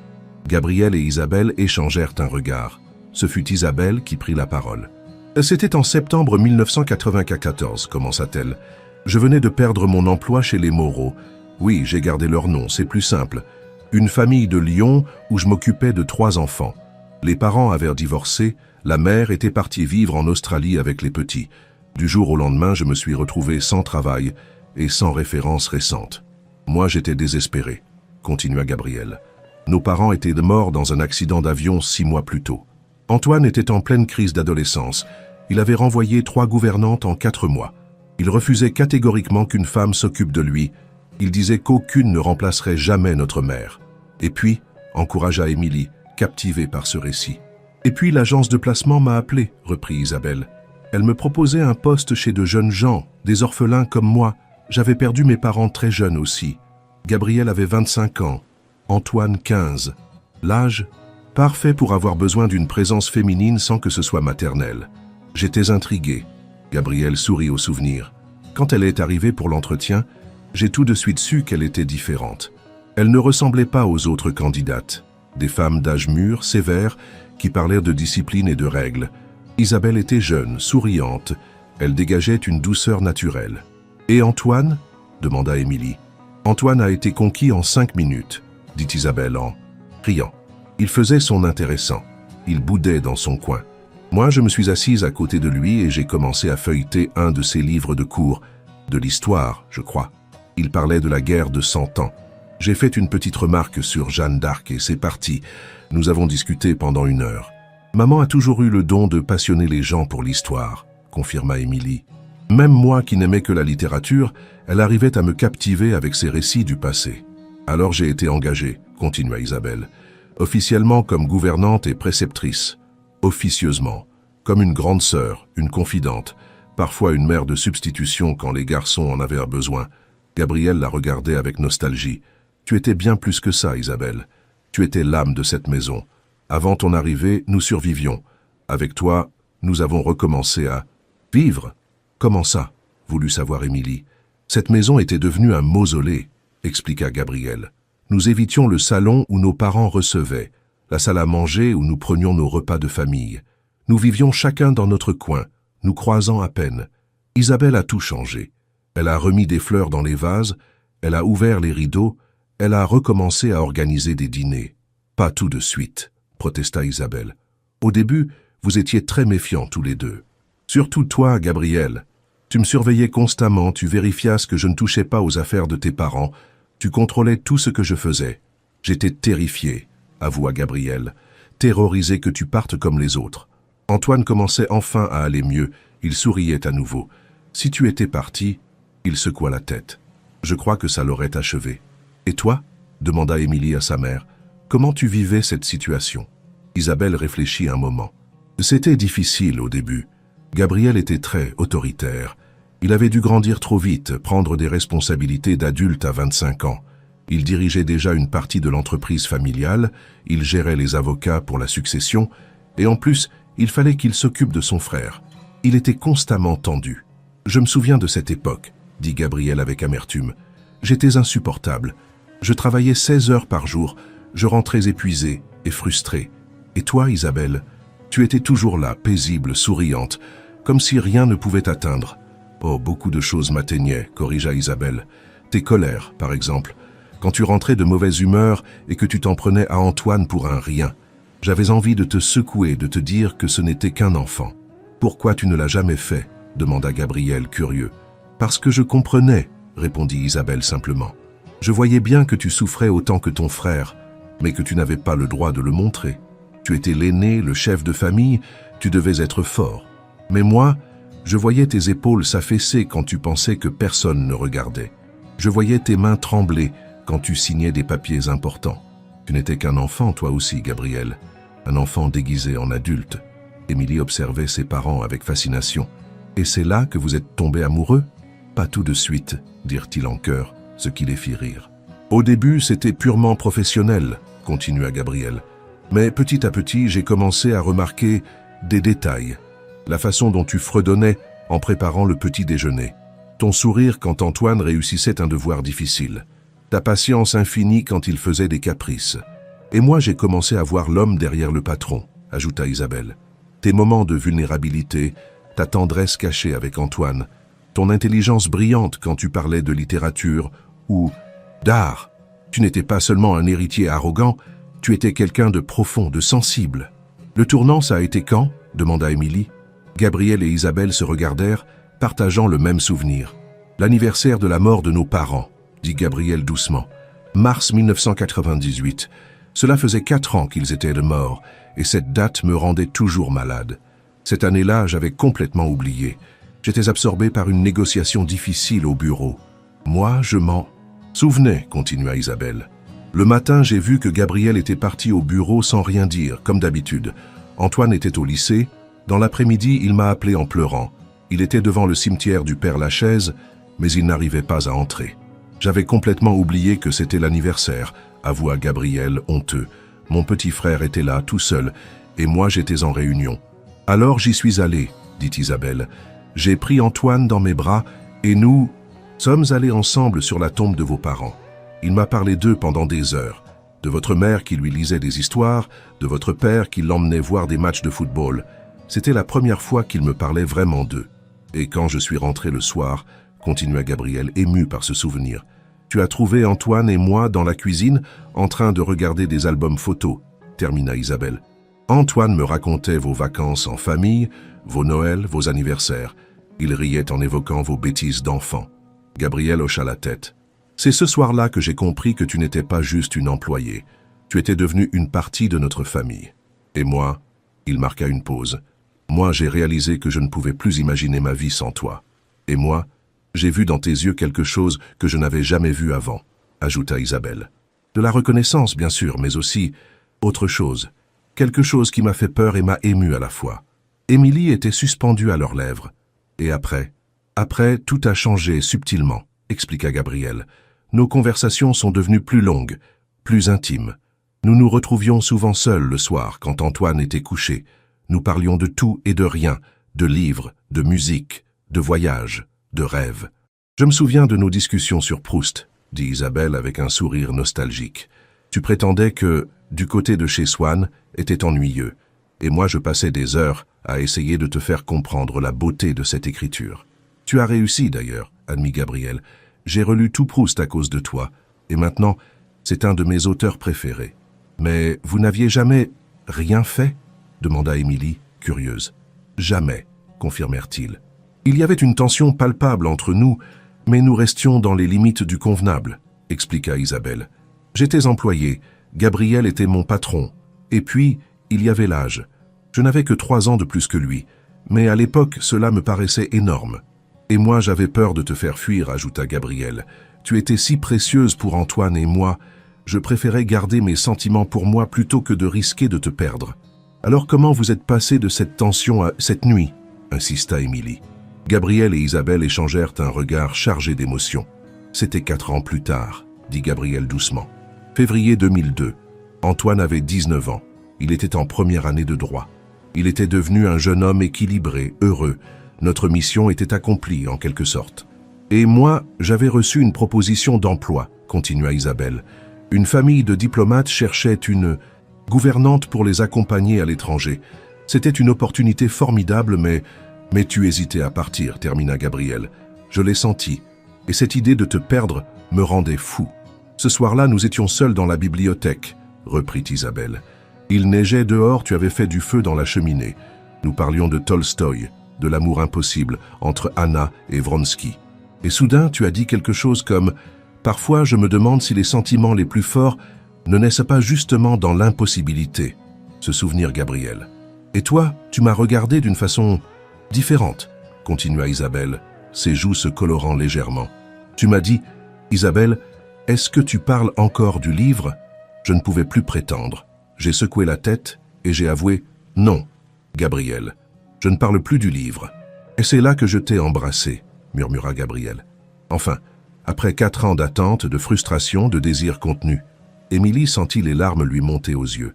Et ça a été magique, dirent-ils en même temps, puis ils rirent de leur synchronisme. Nous avons fait l'amour sur le tapis devant la cheminée, continua Isabelle, sans entrer dans les détails intimes. C'était parfait, comme si nous nous étions cherchés toute notre vie et que nous nous trouvions enfin. Et le lendemain, demanda Émilie. Le sourire de ses parents s'évanouit. Le lendemain, tout s'est compliqué, soupira Gabriel. J'ai paniqué. Je me suis dit que j'avais profité de ma position, que j'avais mis Isabelle dans une situation impossible. Et moi, j'ai eu peur de ce que cela signifiait, ajouta Isabelle. Une nuit d'amour, c'était une chose. Mais après, qu'est-ce que nous étions l'un pour l'autre? Un patron et son employé qui avaient se couché ensemble, 2 adultes qui s'aimaient mais ne pouvaient pas se l'avouer? Alors nous avons fait comme si rien ne s'était passé, continua Gabriel avec amertume. Nous nous sommes remis à nous vouvoyer, à garder nos distances. C'était pathétique. Et douloureux, ajouta Isabelle. Nous nous efforcions d'être normaux, mais la tension était palpable. Antoine lui-même s'en est rendu compte. Il m'a demandé plusieurs fois si tout allait bien. Et les fiançailles? Demanda Émilie. Gabriel baissa les yeux. 1 mois plus tard, Céline Dubois est revenue de ses études aux États-Unis. Nos familles étaient amies depuis des générations. Tout le monde s'attendait à ce que nous nous marions un jour. Elle était belle, intelligente, issue du même milieu que moi. Et moi, j'étais une domestique, dit Isabelle, avec une pointe d'amertume. Même si tu m'aimais, Gabriel, nous n'appartenions pas au même monde. Tes associés, tes amis, ta famille élargie, ils n'auraient jamais accepté que tu épouses la gouvernante. Tu as tort, protesta Gabriel. Je m'en fichais de leur opinion. Mais toi, tu semblais si distante après notre nuit ensemble. Je pensais que tu regrettais, que tu voulais oublier. Et moi, je pensais que tu regrettais, répliqua Isabelle. Nous étions 2 idiots trop fiers pour nous parler franchement. Alors j'ai annoncé mes fiançailles avec Céline, continua Gabriel.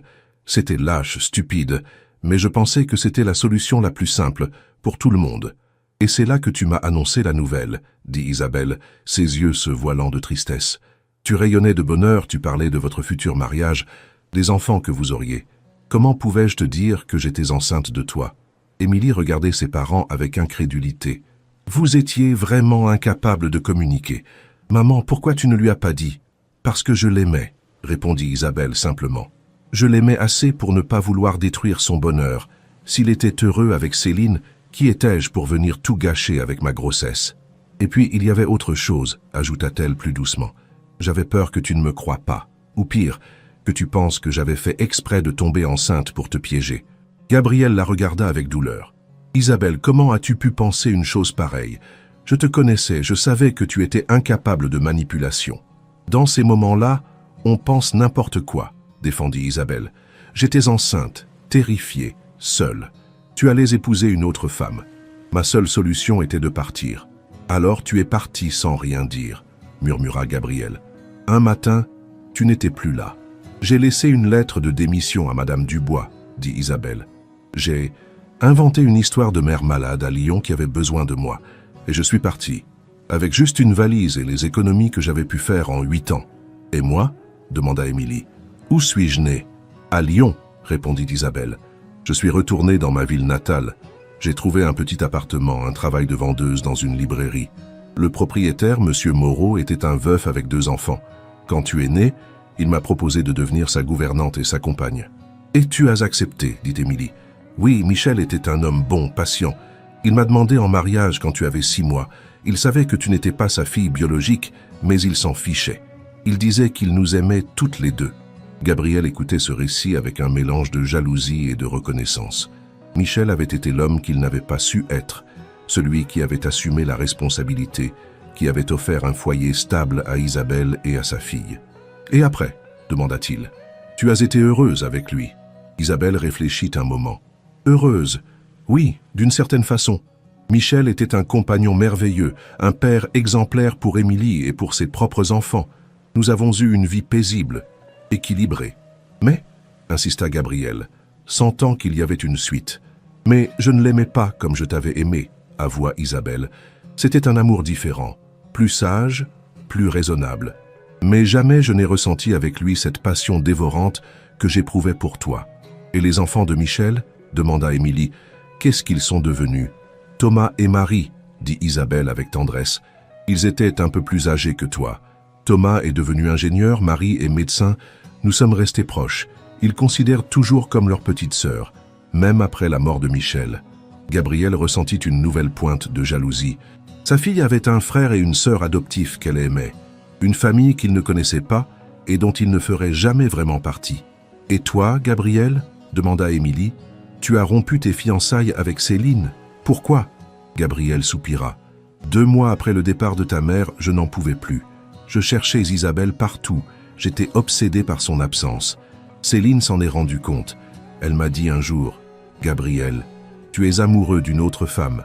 Épouse-la, ne m'épouse pas moi. » Elle était plus lucide que moi. Alors j'ai rompu, continua-t-il. Mais il était trop tard. Isabelle avait disparu. Mes détectives n'arrivaient pas à la retrouver. Elle avait pris le nom de Michel quand elle s'était mariée. Pendant des années, j'ai cherché Isabelle Moreau sans savoir qu'elle s'appelait désormais Isabelle Dubois. « Dubois ?» répéta Émilie surprise. « Mais c'est le nom de Céline. C'est une coïncidence ?» Gabriel et Isabelle éclatèrent de rire. « Pure coïncidence, confirma Gabriel. C'est un nom très courant. Mais c'est peut-être pour ça que mes détectives ne l'ont jamais trouvé.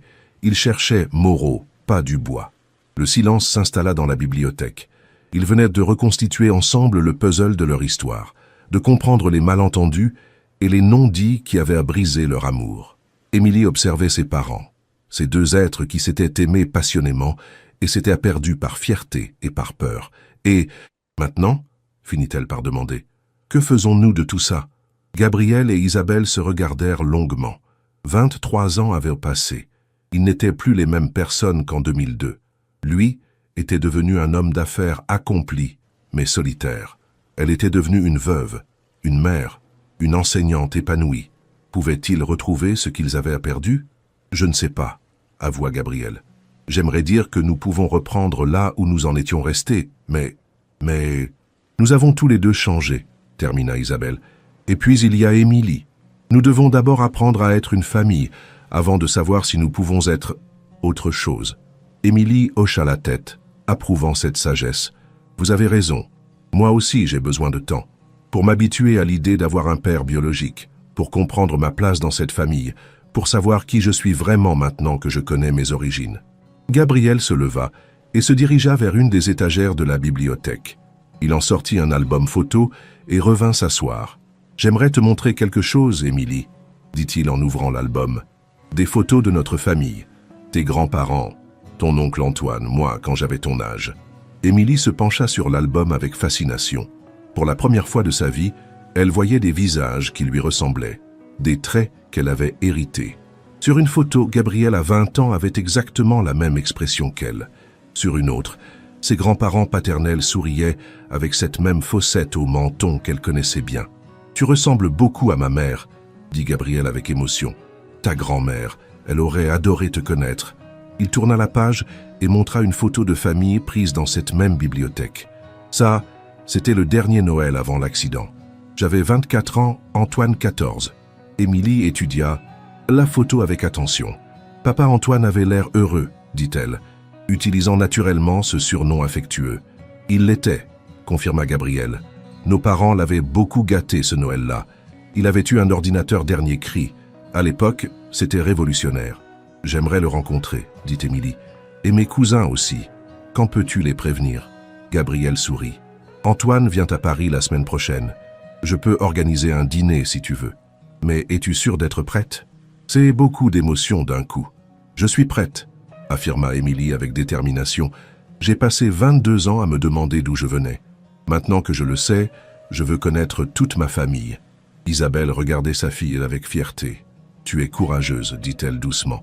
Plus courageuse que tes parents ne l'ont été à leur époque. Nous avons été stupides, admit Gabriel. Trop fiers, trop heureux. Mais au moins, notre erreur a donné naissance à quelque chose de merveilleux. Il regarda sa fille avec une tendresse infinie. Toi, Émilie, tu es le plus beau cadeau que la vie m'ait jamais fait, même si j'ai mis 22 ans à m'en rendre compte.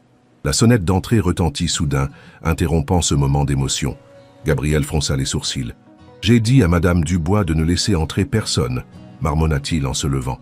Mais quelques secondes plus tard, ils entendirent des pas dans l'escalier et une voix familière qui criait « Gabriel, tu es là? J'ai une surprise pour toi !» Antoine Moncler fit irruption dans la bibliothèque, un grand sourire aux lèvres, suivi de ses 3 enfants. Il s'arrêta net en voyant Isabelle et Émilie, son expression passant de la joie à la stupéfaction totale. « Isabelle ?» murmura-t-il incrédule. « Isabelle Moreau ?» Il se tourna vers son frère. « Gabriel, qu'est-ce que… » Puis son regard se posa sur Émilie, et il pâlit visiblement. La ressemblance était si frappante qu'aucune explication n'était nécessaire. « Papa ?»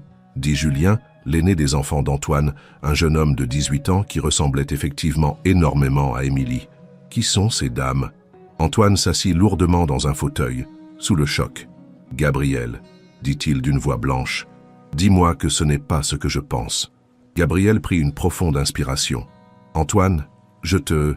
présente Émilie, ma fille. Et tu te souviens d'Isabelle, bien sûr. » Le silence qui suivit fut assourdissant. Les 3 enfants d'Antoine regardaient alternativement leur père, leur oncle, et cette mystérieuse cousine qui leur ressemblait tant. Sophie, la fille de 15 ans, fut la première à réagir. « Tu as une fille ?»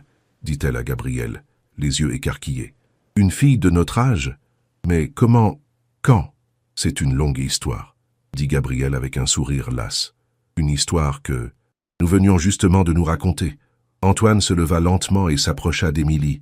Il l'observa attentivement, notant chaque détail de son visage. « Mon Dieu, » murmura-t-il, « tu es le portrait craché de notre mère au même âge.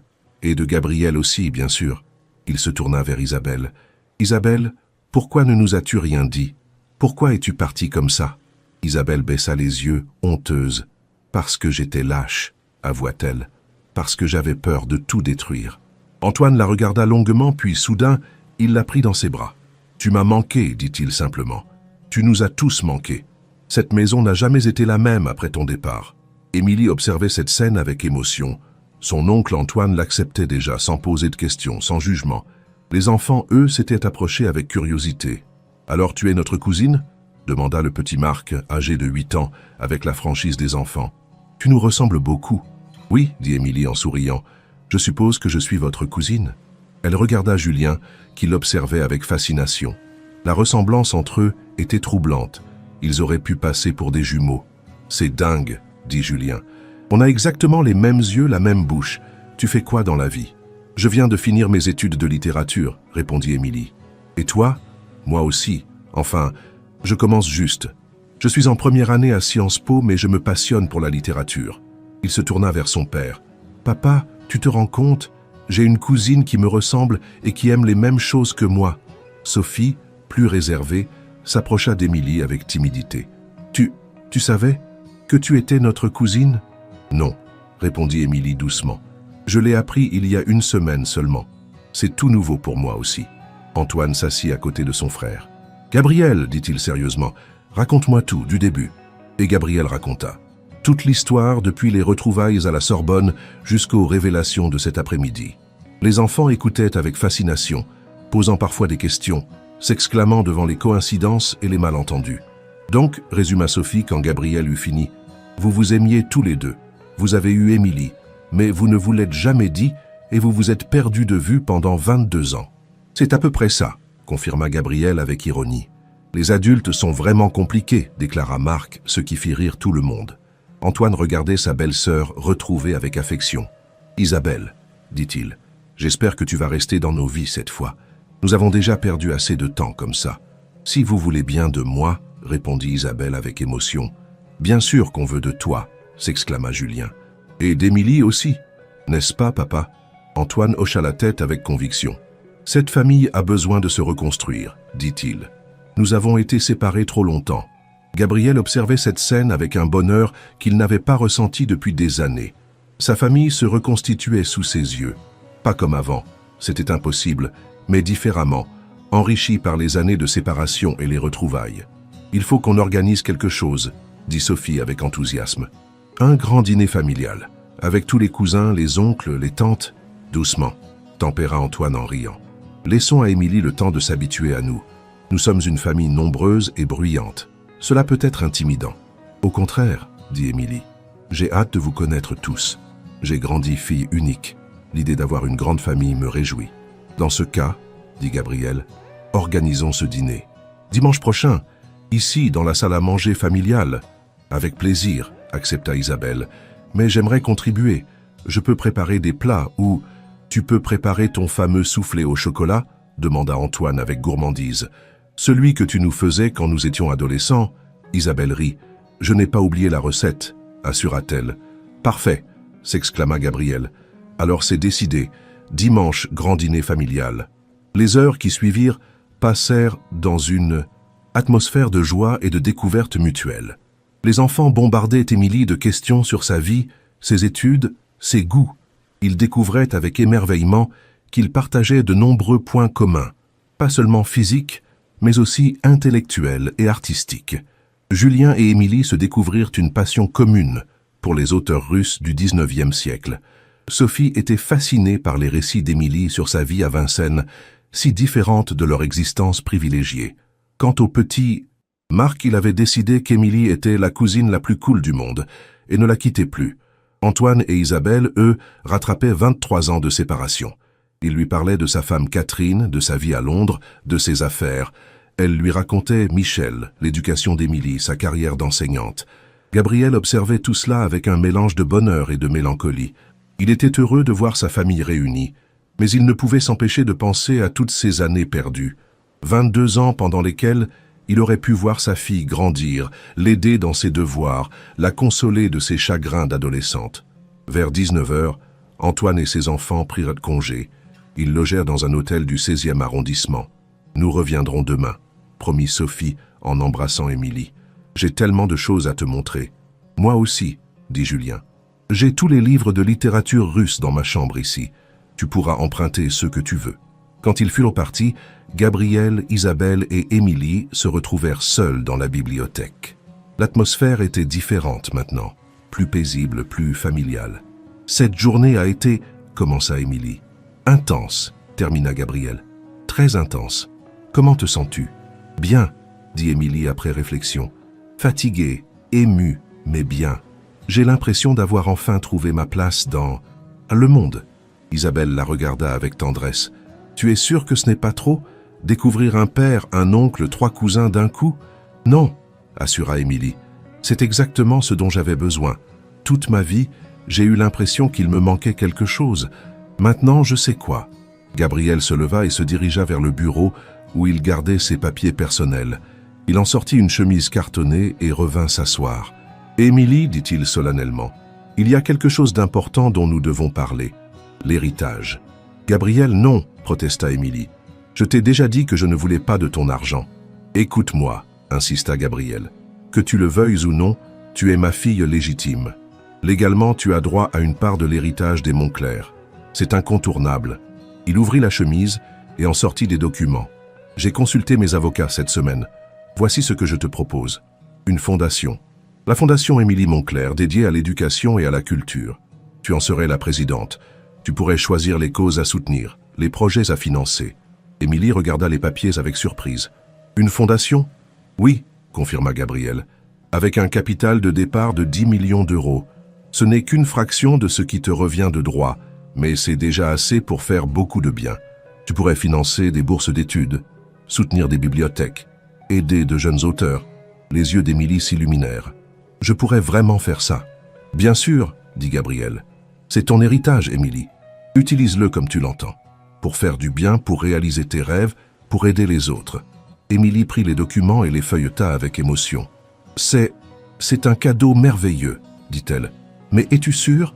10 millions d'euros, c'est énorme. Ce n'est rien, comparé à ce que tu m'as déjà donné, répondit Gabriel. Tu m'as rendu ma famille, Émilie.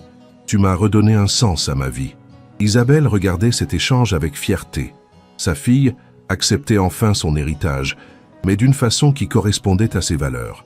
Elle ne deviendrait pas riche pour elle-même, mais pour servir les autres. « Il y a une condition, » ajouta Gabriel avec un sourire. « Tu dois accepter que je t'aide à gérer cette fondation, que nous travaillions ensemble. Je ne veux pas te forcer à passer du temps avec moi, mais... » « Papa, » l'interrompit Émilie, « bien sûr que je veux travailler avec toi. J'ai 22 ans de retard à rattraper. Et puis, tu as de l'expérience dans les affaires, moi je n'y connais rien. » Gabriel sentit son cœur se gonfler de bonheur. « Alors c'est d'accord ?»« C'est d'accord, » confirma Émilie. Puis elle se jeta dans ses bras, le serrant fort contre elle. « Merci, papa. Merci pour tout. » Gabriel la serra à son tour, les larmes aux yeux. « Non, merci à toi, ma fille. Merci d'exister. Merci d'être si parfaite. » Isabelle les regardait s'embrasser, émue aux larmes. « Bon, » dit-elle en s'essuyant les yeux. « Je crois qu'il est temps de rentrer. Émilie a cours demain matin. »« Maman, » protesta Émilie, « c'est samedi. »« Ah oui, c'est vrai, » rit Isabelle. « J'ai perdu la notion du temps. » Gabriel se leva. « Je vous raccompagne, » proposa-t-il. « Ou plutôt, mon chauffeur vous raccompagne. Je ne veux pas que vous preniez le métro si tard. »« Ce n'est pas nécessaire, » commença Isabelle, mais Gabriel l'interrompit. « S'il vous plaît, » dit-il, « laisse-moi m'occuper de vous. J'ai 22 ans de sollicitude à rattraper. » Sur le perron de la maison, ils échangèrent leurs derniers mots de la soirée. « Gabriel, » dit Isabelle doucement, « merci pour cette journée. Merci de nous avoir si bien accueillis. Merci de m'avoir rendu ma fille, » répondit Gabriel. « Et Isabelle, j'espère que nous pourrons apprendre à nous connaître à nouveau. Pas comme avant, nous ne sommes plus les mêmes personnes, mais différemment. Comme des amis peut-être, des parents qui s'entendent bien. » Isabelle sourit. « J'aimerais ça, » dit-elle.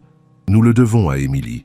Et peut-être nous le devons nous aussi à nous-mêmes. » Gabriel acquiesça. « Nous avons le temps, » dit-il. « Pour la première fois depuis 23 ans, nous avons tout le temps devant nous. » Émilie embrassa son père une dernière fois. « À dimanche, » dit-elle, « pour le grand dîner familial. »« À dimanche, » confirma Gabriel. « Et Émilie, n'hésite pas à m'appeler, pour n'importe quoi, à n'importe quelle heure. »« Promis, » dit Émilie. « Bonne nuit, papa. » Gabriel les regarda monter dans la voiture avec un sourire béat. Sa fille l'avait appelé papa, 3 fois dans la même soirée. Il avait une fille, une vraie fille, qui l'aimait déjà malgré leurs années de séparation. Dans la voiture qui les ramenait à Vincennes, Émilie et Isabelle gardèrent le silence, digérant les émotions de cette journée extraordinaire. « Maman, » dit finalement Émilie, « est-ce que tu es heureuse ?» Isabelle réfléchit un moment. « Oui, » dit-elle finalement. « Pour la première fois depuis la mort de Michel, je me sens complètement heureuse. Et toi ?»« Moi aussi, » confirma Émilie. « J'ai l'impression d'être enfin complète, d'avoir trouvé toutes les pièces du puzzle. »« Et Gabriel ?» demanda Isabelle avec une pointe d'hésitation. « Qu'est-ce que tu penses de lui ?» Émilie sourit. « Je l'aime bien, » dit-elle simplement. « Il est différent de ce que j'imaginais. Plus sensible, plus vulnérable. Et il m'aime vraiment, ça se voit. »« Oui, » confirma Isabelle. Il t'aime. Il vous a toujours aimé, toi et moi, même quand il ne savait pas que tu existais. Et toi, demanda Émilie, tu l'aimes encore? Isabelle soupira. Je ne sais pas, avoua-t-elle. Il y aura toujours quelque chose entre Gabriel et moi. Nous avons partagé trop de choses. Nous avons créé ensemble la plus belle chose qui soit, toi. Mais l'amour, je ne sais pas si nous pouvons retrouver ce que nous avions. Vous n'êtes pas obligés, dit Émilie avec sagesse. Vous pouvez être amis, coparents, famille. L'amour romantique n'est pas une obligation. Isabelle sourit à sa fille. Quand es-tu devenue si sage?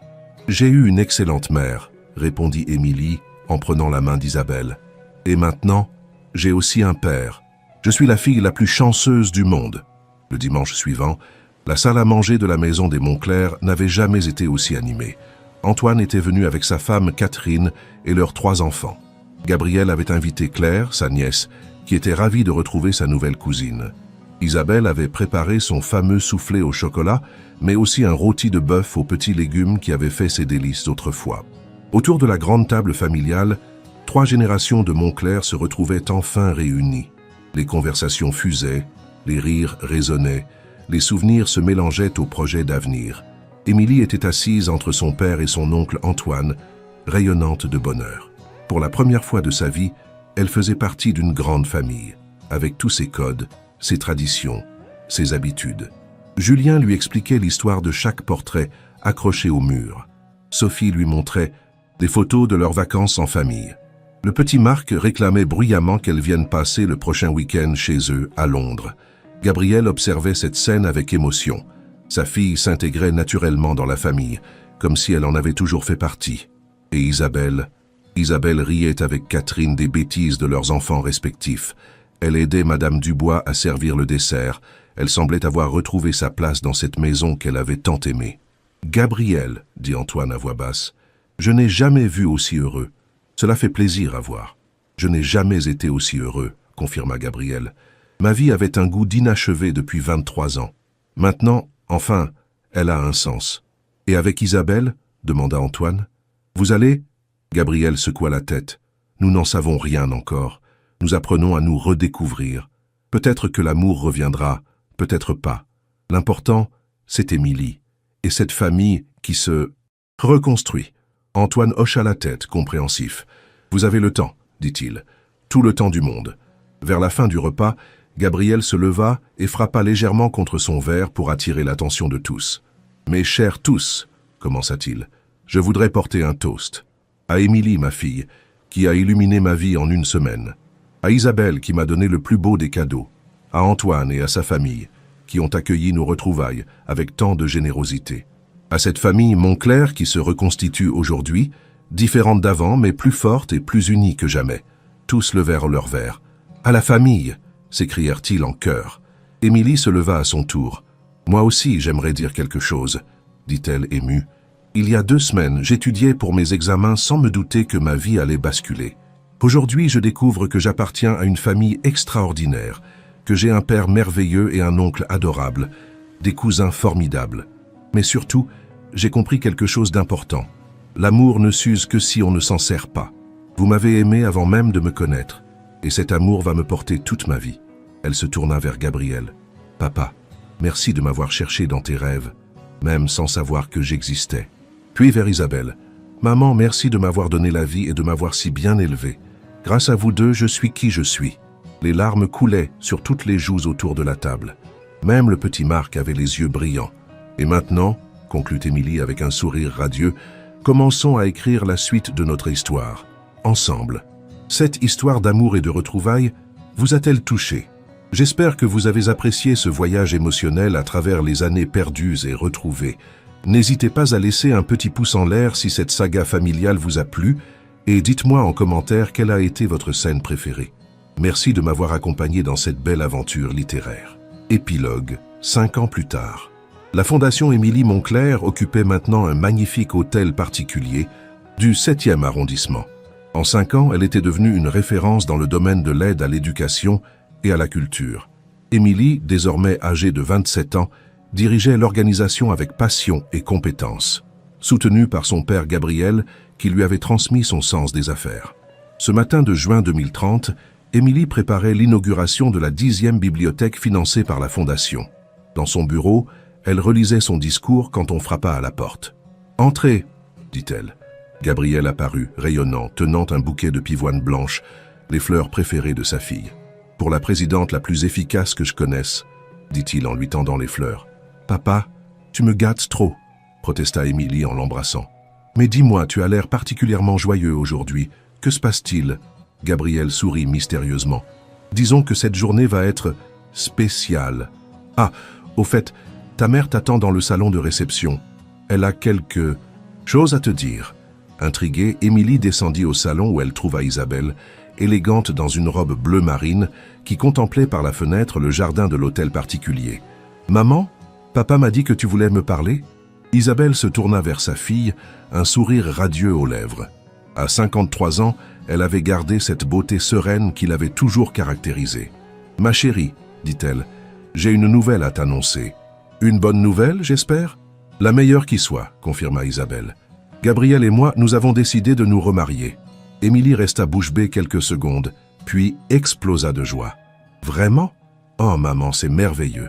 Elle prit sa mère dans ses bras. « Depuis le temps que j'attendais ça. Comment c'est arrivé ? Hier soir, expliqua Isabelle, ses joues rosies par l'émotion. Nous dînions ensemble. Tu sais, notre petit rituel du samedi soir depuis 2 ans. Et soudain, Gabriel s'est levé. Il s'est mis à genoux et il m'a demandé si je voulais bien devenir officiellement Madame Moncler. Et tu as dit oui immédiatement ? Presque, rit Isabelle. J'ai d'abord dit, Gabriel, nous avons 52 et 58 ans, nous ne sommes plus des adolescents. Et lui m'a répondu, justement, nous n'avons plus de temps à perdre. Nous nous sommes déjà ratés une fois, ne recommençons pas. Émilie essuya ses larmes de bonheur. Il a raison. Vous vous êtes assez fait attendre. Quand aura lieu le mariage ? Dans 6 mois, répondit Gabriel qui venait d'apparaître dans l'encadrement de la porte. En décembre, pour l'anniversaire de notre première rencontre. Et bien sûr, nous aimerions que tu sois notre témoin. Avec joie, s'exclama Émilie. Oh papa, maman, je suis si heureuse pour vous. Et Antoine, il est au courant ? Il arrive de Londres cet après-midi avec toute sa famille, dit Gabriel. Il organise un dîner de fiançailles surprise. Toute la famille sera là. Tes cousins, ta tante Catherine, même les grands-parents adoptifs de Thomas et Marie. Émilie rayonnait. Notre famille s'agrandit encore. C'est merveilleux. Et ce n'est pas fini, ajouta Gabriel avec un clin d'œil. Julien nous a annoncé ses fiançailles avec sa copine Emma la semaine dernière, et Sophie commence sa dernière année de médecine. Bientôt nous aurons un docteur dans la famille. Sans compter que toi aussi tu as des nouvelles à nous annoncer, je crois, dit Isabelle avec un sourire complice. Émilie rougit. Comment tu sais ça ? Une mère sent ces choses-là, dit Isabelle. Alors, Thomas et toi ? Émilie sourit, ne pouvant plus cacher son secret.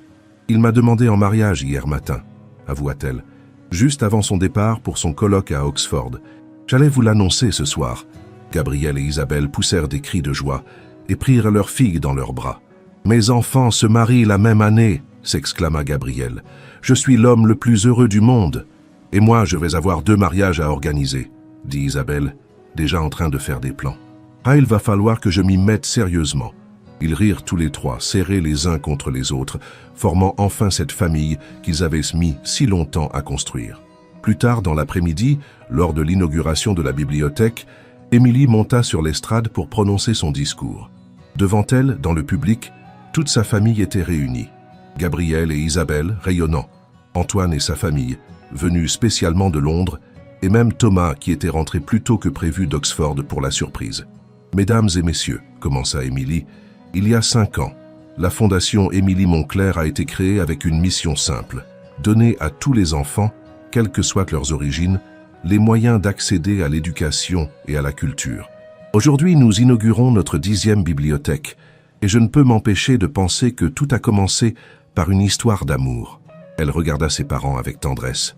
L'histoire d'amour entre un jeune homme et une jeune femme qui se sont perdus de vue, puis retrouvés. L'histoire d'amour d'une famille qui s'est reconstituée malgré les années et les malentendus. L'histoire d'amour entre des parents et une fille qui ont mis 22 ans à se rencontrer. Sa voix se brisa légèrement d'émotion. Cette bibliothèque, comme toutes celles que nous avons créées, porte en elle cet amour. L'amour de la connaissance, l'amour de la transmission, l'amour des autres. Car au fond, C'est cela, la vraie richesse. Non pas l'argent que l'on accumule, mais l'amour que l'on partage. Les applaudissements crépitèrent dans la salle. Gabriel essuya discrètement ses larmes, bouleversé par les mots de sa fille. Isabelle lui prit la main, et ils se sourirent avec cette complicité retrouvée qui n'appartenait qu'à eux. Après la cérémonie, tandis que les invités se dirigeaient vers le cocktail, Émilie s'éclipsa quelques minutes et monta sur la terrasse de l'hôtel particulier. Paris s'étendait devant elle, baignée par la lumière dorée de cette fin d'après-midi de juin. Elle ferma les yeux et repensa à ce jour de graduation, 5 ans plus tôt, où sa vie avait basculé. « Tu réfléchis ?» demanda une voix familière derrière elle. Elle se retourna pour voir Thomas qui la rejoignait, élégant dans son costume gris. À 29 ans, ce passionné d'histoire médiévale était devenu un professeur respecté à la Sorbonne, et surtout l'homme de sa vie. « Je pense à tout ce chemin parcouru », dit-elle en se blottissant dans ses bras. « Il y a 5 ans, j'étais une étudiante orpheline de père. Aujourd'hui, j'ai une famille immense, une fondation qui marche, et toi ?» Thomas resserra son étreinte. « Et dans 6 mois, tu seras ma femme », murmura-t-il contre ses cheveux. « Madame Thomas Beaumont-Monclerc. Tu es sûr que ça ne te dérange pas, ce double nom ?»« Au contraire, » dit Thomas. « Je suis fier de porter le nom des Monclerc. Ton père m'a accueilli comme un fils, ta famille qui est devenue la mienne. Même avec toutes nos histoires compliquées, plaisanta Émilie. Surtout avec vos histoires compliquées, rit Thomas. Elles rendent votre famille si attachante. Et puis, regarde le résultat. Vous vous êtes tous retrouvés, finalement. Émilie sourit, contemplant Paris qui s'illuminait peu à peu dans le crépuscule. Tu sais ce qui me rend le plus heureuse, dit-elle. C'est de voir papa et maman se regarder comme au premier jour. Ils ont retrouvé cet amour qu'ils croyaient perdu. Cela me donne espoir pour nous. Nous n'aurons pas besoin d'attendre 23 ans pour nous marier, nous, dit Thomas en riant. Je ne suis pas assez patient. Heureusement, dit Émilie en l'embrassant. Nous avons appris de leurs erreurs. Ils furent interrompus par des éclats de voix joyeux. Julien et les cousins montaient les rejoindre, suivis de Gabriel et Isabelle. Alors, les futurs mariés, lança Julien. On fait des plans secrets. On admirait Paris, répondit Émilie, et on se disait que nous avions de la chance. Gabriel s'approcha de sa fille et lui passa un bras autour des épaules. « De la chance, oui, dit-il, mais vous l'avez mérité, tous. » Il regarda Isabelle avec tendresse. « Nous avons tous mérité ce bonheur. »« Papa, » dit Émilie soudain, « j'ai quelque chose à te demander. Pour mon mariage. Tout ce que tu veux, ma chérie. J'aimerais que la cérémonie ait lieu dans la bibliothèque de Neuilly, là où tout a commencé entre maman et toi. Cela me semblerait symbolique. » Gabriel et Isabelle échangèrent un regard surpris et ému. « Dans la bibliothèque ?» répéta Isabelle. « Oui, » confirma Émilie. « C'est là que j'ai été conçue. C'est là que nous nous sommes retrouvés pour la première fois. Cette pièce a une âme particulière pour notre famille. » Gabriel sourit, les larmes aux yeux. « Rien ne pourrait me faire plus plaisir, dit-il. Cette bibliothèque retrouvera enfin sa vocation d'être le cœur de notre famille. »« Et pour votre mariage à vous ?» demanda Thomas. « Vous avez des projets particuliers ?»« Nous pensions à quelque chose de simple, » dit Isabelle. « Juste la famille, les amis proches, dans le jardin de Neuilly peut-être, si le temps le permet. Ou dans la bibliothèque aussi, » proposa Gabriel. « Après tout, c'est notre lieu. » Isabelle rougit légèrement, se souvenant de cette nuit passionnée d'il y a tant d'années. « Pourquoi pas ?» dit-elle doucement. Le petit Marc, maintenant âgé de 13 ans et toujours aussi espiègle, s'approcha d'eux. « Oncle, Gabriel, dit-il, maman m'a dit que vous alliez vous remarier avec tante Isabelle. Ça veut dire qu'Émilie va devenir officiellement ma cousine? Elle l'est déjà, mon bonhomme, rit Gabriel. Mais oui, ce sera officiel. Super, s'exclama Marc. Et est-ce que vous allez avoir d'autres enfants? J'aimerais bien avoir un petit cousin ou une petite cousine. Le silence qui suivit fut éloquent. Gabriel et Isabelle, dans la cinquantaine avancée, échangèrent un regard amusé. Marc, dit Sophie en rougissant, on ne pose pas ce genre de questions. Pourquoi? Demanda innocemment le garçon. Papa et maman en ont bien eu 3. Tout le monde éclata de rire. Mon chéri, dit Isabelle en ébouriffant les cheveux de Marc. Gabriel et moi, nous sommes un peu âgés pour avoir d'autres enfants. Mais nous avons déjà une famille nombreuse et merveilleuse. C'est vrai, acquiesça Marc. Nous sommes beaucoup. Et bientôt, Thomas va faire partie de la famille aussi. Thomas sourit au garçon. J'ai hâte, dit-il sincèrement. Vous êtes la famille la plus accueillante que je connaisse. Bon, dit Antoine en consultant sa montre, il est temps de redescendre. Les invités doivent nous attendre pour le cocktail. Ils redescendirent tous ensemble, formant une joyeuse procession dans les escaliers de l'hôtel particulier. Dans le salon de réception, les invités de la fondation mêlaient leur conversation aux éclats de rire de la famille. L'atmosphère était chaleureuse, conviviale. Gabriel observa la scène avec satisfaction. Sa fille dirigeait les opérations avec une aisance naturelle, accueillant chaque invité, expliquant les projets de la fondation, rayonnant de passion pour son travail. Isabelle, elle, discutait avec les instituteurs et bibliothécaires présents, partageant son expérience d'enseignante. « Monsieur Monclerc ?» Une voix l'interpella. Il se retourna pour voir une journaliste qu'il reconnut vaguement. « Marie Dubois, du Figaro. Pourriez-vous nous dire quelques mots sur le succès de la fondation Émilie Monclerc ?» Gabriel sourit. « Bien sûr, mais c'est à ma fille qu'il faut poser la question. C'est elle, la véritable âme de cette fondation. Certes, mais vous en êtes le fondateur et le principal mécène. Comment est née cette idée ?» Gabriel réfléchit un moment. « Il y a 5 ans, dit-il finalement, j'ai retrouvé ma fille après 22 années de séparation. J'ai découvert qu'elle était une jeune femme remarquable, généreuse, passionnée par l'éducation. Créer cette fondation était ma façon de rattraper le temps perdu, de lui offrir les moyens de réaliser ses rêves tout en aidant les autres. Une belle histoire, commenta la journaliste. Et votre fille a brillamment relevé le défi. Elle m'épate chaque jour, confirma Gabriel avec fierté. Émilie a transformé cet héritage en quelque chose de vivant, d'utile. Elle a donné un sens à cette fortune. Plus tard dans la soirée, quand les derniers invités furent partis, la famille se retrouva seule dans le salon. Les enfants étaient épuisés, mais ravis de cette journée. Émilie avait ôté ses chaussures à talons et s'était assise par terre comme quand elle était petite. « Alors, dit Antoine, récapitulons. Gabriel et Isabelle se marient en décembre. Émilie et Thomas au printemps. Julien et Emma l'été prochain. Sophie termine ses études de médecine. Marc entre au lycée. C'est une année qui s'annonce riche en événements. N'oublions pas que papa va bientôt prendre sa retraite, ajouta Émilie. Du moins partiellement. Gabriel hocha la tête. À 58 ans, il est temps que je lève le pied. J'ai envie de profiter de ma famille, de voyager avec Isabelle, de voir grandir mes futurs petits-enfants. Des petits-enfants ? S'exclama Thomas. Nous n'en sommes pas encore là. Moi j'en veux plein, déclara Émilie. Au moins 3 ou 4. Cette maison a besoin d'être remplie de rires d'enfants. Isabelle sourit tendrement à sa fille. Tu seras une mère merveilleuse, dit-elle. Tu as déjà l'instinct maternel avec tes cousins. Et Thomas sera un père formidable aussi, ajouta Gabriel. Il a la patience qu'il faut avec les enfants. Thomas rougit légèrement. J'espère, dit-il. En tout cas, j'aurai de bons modèles. Regardez comme vous avez bien élevé Émilie, malgré les circonstances. Les circonstances nous ont appris à ne jamais tenir l'amour pour acquis, dit Isabelle doucement. C'est peut-être la plus belle leçon que nous puissions transmettre. Émilie se leva et alla embrasser ses parents. Merci, dit-elle simplement. Merci de m'avoir donné la vie. Merci de m'avoir retrouvé. Merci de former enfin la famille que j'ai toujours rêvé d'avoir. C'est toi qui nous as tous réunis, dit Gabriel. Sans toi, Isabelle et moi serions toujours perdus l'un pour l'autre.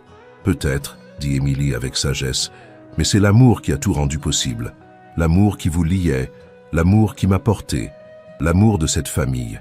Ils restèrent ainsi quelques minutes, enlacés, savourant ce moment parfait de bonheur familial. Dehors, Paris scintillait dans la nuit, mais pour eux, tout l'univers se résumait à cette pièce, à ces liens retrouvés, à cet amour enfin épanoui. Gabriel regarda sa montre. « Ah, il se fait tard, dit-il. Nous devrions tous rentrer nous reposer. »« Pas encore, protesta le petit Marc. On est si bien ensemble. Nous avons toute la vie devant nous maintenant, lui dit Isabelle en l'embrassant. Toute la vie pour être ensemble. Promis ? Demanda l'enfant. Promis, répondirent en chœur Gabriel, Isabelle et Émilie. Et pour la première fois depuis 28 ans, cette promesse sonnait comme une certitude. J'espère que cette saga familiale remplie d'amour, de retrouvailles et de secondes chances vous a touché autant qu'elle m'a ému à écrire. Cette histoire nous rappelle que l'amour véritable transcende le temps et les malentendus, et que parfois, les plus belles histoires commencent par un regard échangé dans une foule. Merci de m'avoir accompagné dans cette belle aventure française. N'hésitez pas à laisser un petit pouce en l'air si cette conclusion vous a plu. Et dites-moi en commentaire, croyez-vous aux amours retrouvés et aux familles qui se reconstruisent? À bientôt pour de nouvelles histoires.